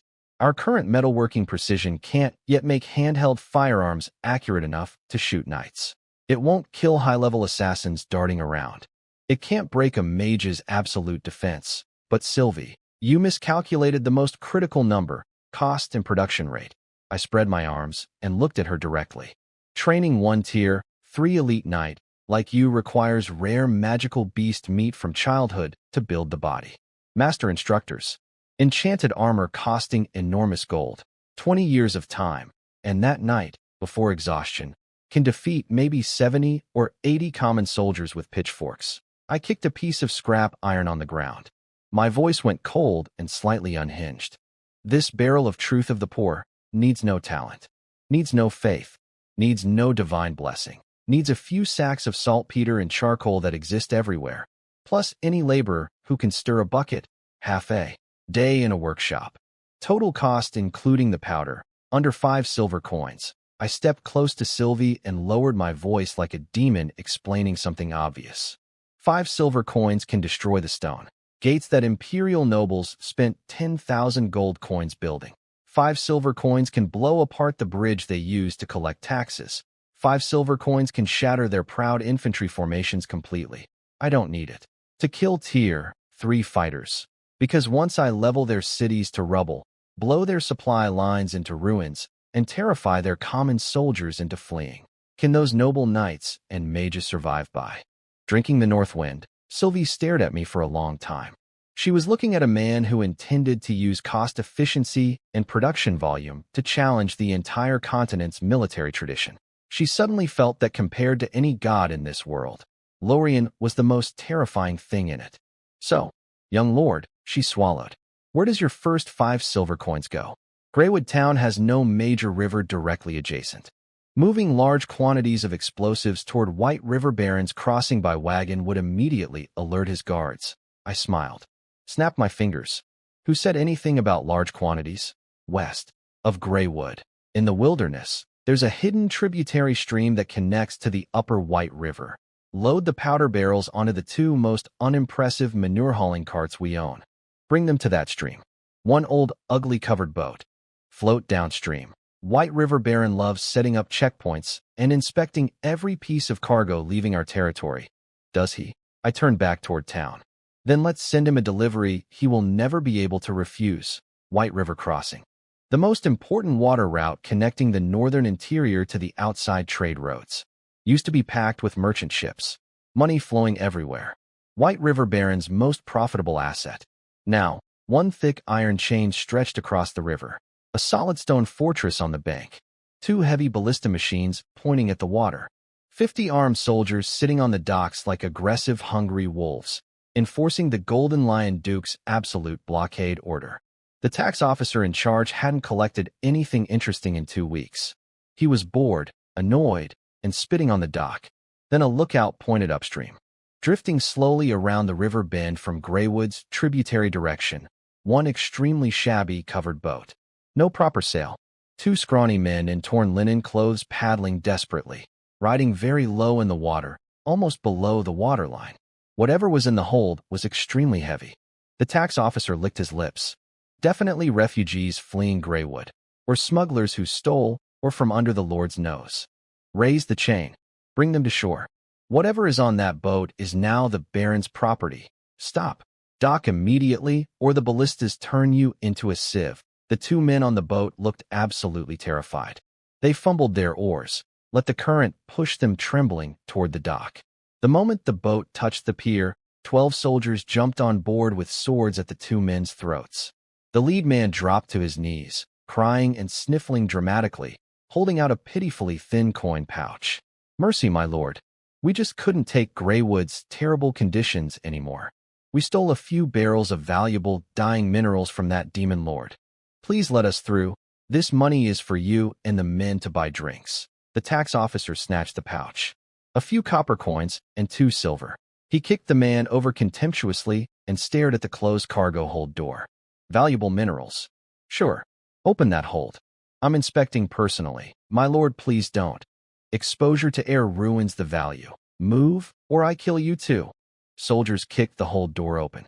The 2, terrified smugglers, face down on the deck, exchanged one quick glance. Their wrists found a rope along the side of the boat. They pulled it. A faint friction sound, completely covered by river water noise. Then both men slipped into the fast current like eels and swam hard for the opposite bank. The tax officer didn't care. He squeezed into the dark hold. No gold, no silver, no expensive dye. Just 4 enormous oak barrels packed tightly together, leaking a strange smell of rotten eggs mixed with earth. What in the hells is this? Black mud. He pinched some black granules that had leaked from the barrel seams. Made a disgusted face. My lord, a soldier screamed from the corner. Fire! There's a spark, and a demon smell. At the bottom of the 4 barrels, a fuse had already burned completely down to the end. The red spark had disappeared inside the first barrel. The tax officer stared at it. His medieval brain genuinely could not connect black mud in a barrel with absolute annihilation. He actually extended his boot and tried to stamp out the spark. Tom did a strange thing. Then physics, which has no respect for social hierarchy, military rank, or any of the things medieval nobles believe matter, removed its mask completely. Boom. 4 barrels of crude, unpurified black powder, packed densely in a narrow boat hull, chain detonated simultaneously. A massive black mushroom cloud mixed with water vapor, wood fragments, and iron nails shot into the sky above White River Crossing. The boat became lethal confetti in 1/10 of a second. The shockwave slammed directly into the attached dock at point-blank range. The tax officer and his 12 soldiers never made a sound. They simply ceased to exist, redistributed as red rain across the river's surface. Not finished. The explosion's water surge and shockwave hit the stone fortress on the bank. Crack. Boom. The stone walls spiderwebbed with fractures. Soldiers on the battlements had their organs destroyed by the concussion. The 2 heavy ballista machines, the ones pointed so proudly at the river, flipped over like toys and crashed into rubble. The iron chain stretched across the river got hit by flying hull debris, bent completely, the anchor stones cracked, and the whole thing dropped to the muddy river bottom with a final metallic groan. Water settled. Smoke rolled. White River Crossing's physical blockade against my delivery service lasted exactly 1 round. The explosion at White River Crossing sent shockwaves in 2 directions simultaneously. One physical, one financial, both completely devastating to their targets. Let me tell you about both. White River Baron received the news while eating roast suckling pig. His messenger arrived gray-faced and barely holding himself together to report that the crossing fortress was rubble, the iron chain was on the river bottom, and 20 soldiers had been redistributed as atmospheric particles. The Baron slid off his velvet chair and stayed on the floor for a while. Magic. It must be a giant demon Greywood has been keeping prisoner who released forbidden magic. We are all finished. He immediately recalled every patrol near Greywood's border, locked his castle gates, and never said the word, blockade, again for the rest of the season. Meanwhile, in the reeds, on the opposite bank, Gareth lowered his telescope, poked his ringing ears with one finger, and his face was the specific color of a man who has watched something he cannot fully process. He's seen plenty of battlefields. This was different. He remembered my exact instructions before departure. Go give White River Baron something to listen to. Since he won't let ships through, take his tax station with you when you leave. Gareth slapped his stunned intelligence officer on the back of the head. Stop staring. Fire the signal flare. Tell every merchant ship that's been waiting downstream for 2 weeks. The obstacle has been permanently removed. Full speed upstream now. Get every piece of cargo the Lord needs moving immediately. A red signal flare screamed into the sky. Greywood Town's supply chain began pumping again like a strong heartbeat. Same moment. 1,000 miles away. Imperial capital. Wisteria family estate. My sister Serena sat at her vanity mirror looking at her tired but sharp face, with my black wooden box and letter on the table beside her. She was reading my business instructions very slowly. Dual track strategy. White glove operation. Brand isolation. Each concept hit her like a revelation. Her eyes got progressively brighter until they were practically glowing with admiration. The little brother who used to only cause trouble had somehow climbed to a commercial height that the craftiest merchants in the imperial capital couldn't even see from below. Mother, since you threw away the Violet Guild without hesitation for Big Brother's glory, don't blame your daughter for building something new. She burned the letter in the candle flame. Watch the ash fall. Then she opened the box and took out the special edition kerosene lamp. Crystalline-laid base. Perfectly blown glass shade. The tear of the goddess of light. 3 days later, a down-on-his-luck viscount drowning in gambling debts quietly announced the establishment of a private trading house called Nightingale. Nobody knew the actual owner was Serena. Nightingale didn't open any shops, didn't publicly sell anything. Its first move was sending private invitations to 6 of the most powerful and vain countesses and dukes' daughters in the capital for a late-night tea gathering, at a suburban estate with all windows covered by thick velvet curtains. That evening, 6 elaborately dressed noble women sat grumbling in the dark about their host's strange rudeness. The Viscount walked to the center of the hall in a perfect suit with a mysterious smile. "Distinguished ladies, Nightingale has no intention of selling you fabric or spices tonight. We simply wish to show you a miracle." He struck a match, lit the wick of the tear of the goddess of light, lowered the glass shade. The hall filled with steady, clean, smoke-free orange-yellow light, 10 times brighter than the finest whale oil candles in the imperial palace. Light refracting through the crystal base caught every diamond necklace in the room and made them blaze. Every woman's face powder rendered in perfect clarity. Zero smoke, zero smell, silence. Then 6 noble women inhaled simultaneously. One countess stood up without caring about her posture, walked directly to the lamp, and stared at the flame burning peacefully inside its glass shade with the expression of a woman falling in love. Sacred light. Is this the highest achievement of alchemy? It produces no smoke. No black stains on my lace collar. If I fill my next dinner party with these miracle objects, the Golden Lion Duchess's candlelight ball will look like peasants gathered around a campfire. Hidden in the shadows of the second-floor balcony, Serena watched the noble women's eyes ignite with desire hotter than any kerosene flame. She smiled, the exact same smile I make. Black powder in the north had physically shattered the noble blockade. The kerosene lamp in the capital had silently blown open the doors of every noble treasury. Both explosions, both mine, different kinds of fire. I wasn't in the room for this. But Serena reported back everything, and I want you to understand what my sister pulled off that night, because it was genuinely beautiful. The secret tea gathering ran until past midnight. When those 6 noble women finally climbed into their luxury carriages to go home, every trace of aristocratic boredom and condescension had been replaced by something much more useful. Desperate. Wanting. Upstairs, my white-gloved Viscount was wiping sweat off his forehead with a silk handkerchief and handing Serena a sheepskin paper covered in names and numbers with slightly trembling hands. "Boss, this was practically a robbery. Even for someone who had been wealthy before, tonight's numbers exceeded his comprehension. All 6 women want the 6 display lamps delivered to their estates immediately, and each one pre-ordered at least 10 more for their upcoming dinner parties." Serena took the paper, glanced at the deposit amounts by the light of the steadily burning kerosene lamp, and smiled in a way that would look very familiar to anyone who knows my face. "How did you price it?" "Exactly as instructed." "Exactly." The Viscount straightened up. "I told them these flawless crystal lamps were the irreplaceable final masterworks of a legendary alchemist grandmaster. But, to honor the beauty of each lady present, Nightingale would accept no payment for the lamps themselves. They were priceless gifts." Serena's smile deepened. This was the commercial blade I had explained in my letter. The most expensive things are always the ones given for free. And after they accepted the gifts, after they were overjoyed, the Viscount took a breath. "I expressed great regret that these miraculous lamps cannot function with common beeswax or animal fat. They require a specially refined fuel made from extremely rare deep-sea magical creature oil. Incredibly difficult to extract. Very limited supply. Each small bottle burns for approximately 3 nights. Price: 2 gold coins. 2 gold coins. In the most expensive city in the empire, that feeds a family of 5 for an entire year." The noble women had not hesitated for even 1 second. They had nearly scratched each other's faces off competing for priority purchase rights on the first batch.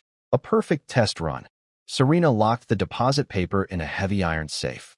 "The lamps come from Greywood's Glassworks. Continuous production.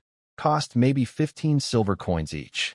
The so-called goddess's tears fuel is nothing but my dear little brother's cold distillation byproduct.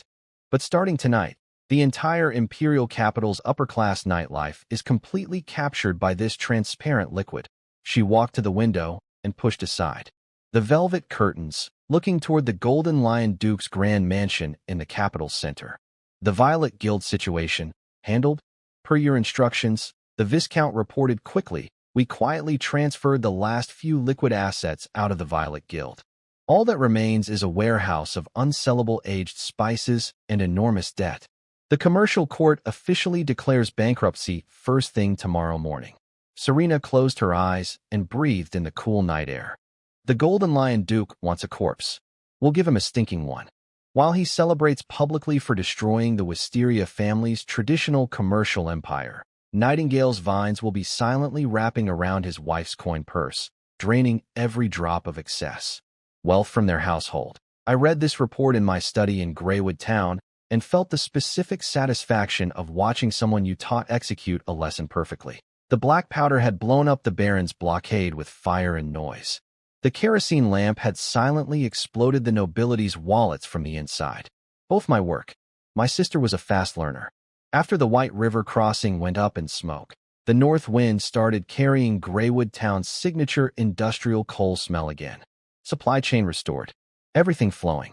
Late June. The refugee intake plaza outside Greywood was doing its usual busy business. Old Serf Tom stood in the intake queue, tattered bag on his back, holding his thin daughter's hand, staring up at Greywood Town with his mouth open. By the sacred light, is this really the entrance to hell? He had finally cracked. The promise of eating full meals was stronger than fear of the Baron's gallows. Greywood's undercover agents had guided him out through the night. He brought 3 entire villages with him. Nearly 2,000 people. What he was looking at was not a wasteland exile territory. Tall red brick chimneys shooting white steam into the sky. Endless rows of clean brick houses stretching into the distance.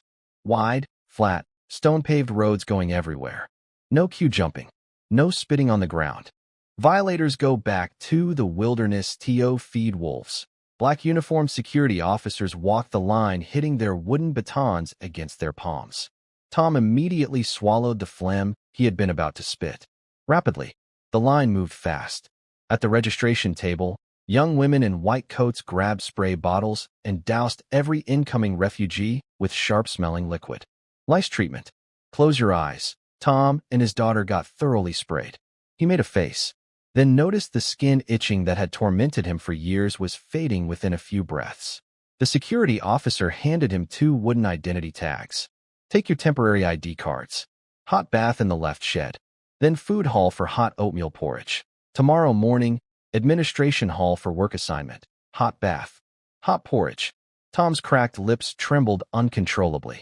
He gripped those wooden tags, the ones that meant he was alive and registered and would be fed, and started crying in the intake line. In this terrible world, there actually existed a lord who gave freshly arrived refugees something warm to eat. Up on my castle's highest terrace, I stood in a light linen shirt drinking cold mint water, looking down at the dense stream of people flowing into my town like worker ants finding a food source. In my vision, the system panel numbers were jumping with beautiful energy. Current territory population, 30,142 people. Projected daily income, 30,142 silver coins, approximately 301 gold coins. 30,000. Official, 300 gold coins. Every single day, automatically, without me doing anything except existing. This was the kind of daily cash flow that would drive any earl or duke in this empire absolutely insane with jealousy. Young Lord, Sylvie appeared behind me with a population summary report, voice carrying a thread of genuine concern. The influx this past week is becoming difficult to manage. Our food reserves are holding thanks to the fertilizer program, but this many physically weak arrivals is pushing the medical and security departments to their limits. Mining and smelting heavy labor positions are reaching saturation too. Many new arrivals, elderly, sick, women with children, cannot handle mine work. If they have no jobs assigned, territory security deteriorates fast. I drank more mint water. Cold. Clear. Good for thinking. Sylvie. Capital expansion's second phase is never just mindlessly digging more ore. I turned around and tossed the report on the table. Heavy industry is the skeleton. Light industry is the flesh that fills every gap in the labor force. Tell Bronzehammer's industrial production department to dismantle every old-style wooden spinning wheel we've collected. I want them to build foot-pedal-driven flywheel textile machines based on my blueprints. Mass quantity. I walked to the map and pointed at a large, empty space beside Greywood Town. Every woman, every elderly person, everyone who cannot do heavy labor, into the factory. Greywood Town cannot only sell cheap steel farming tools forever. I want to flood the entire North's handcraft textile market with the cheapest fabric they have ever seen. Once the machines are running, not a single laborer is surplus. Every body that arrives is a resource. Make them all productive.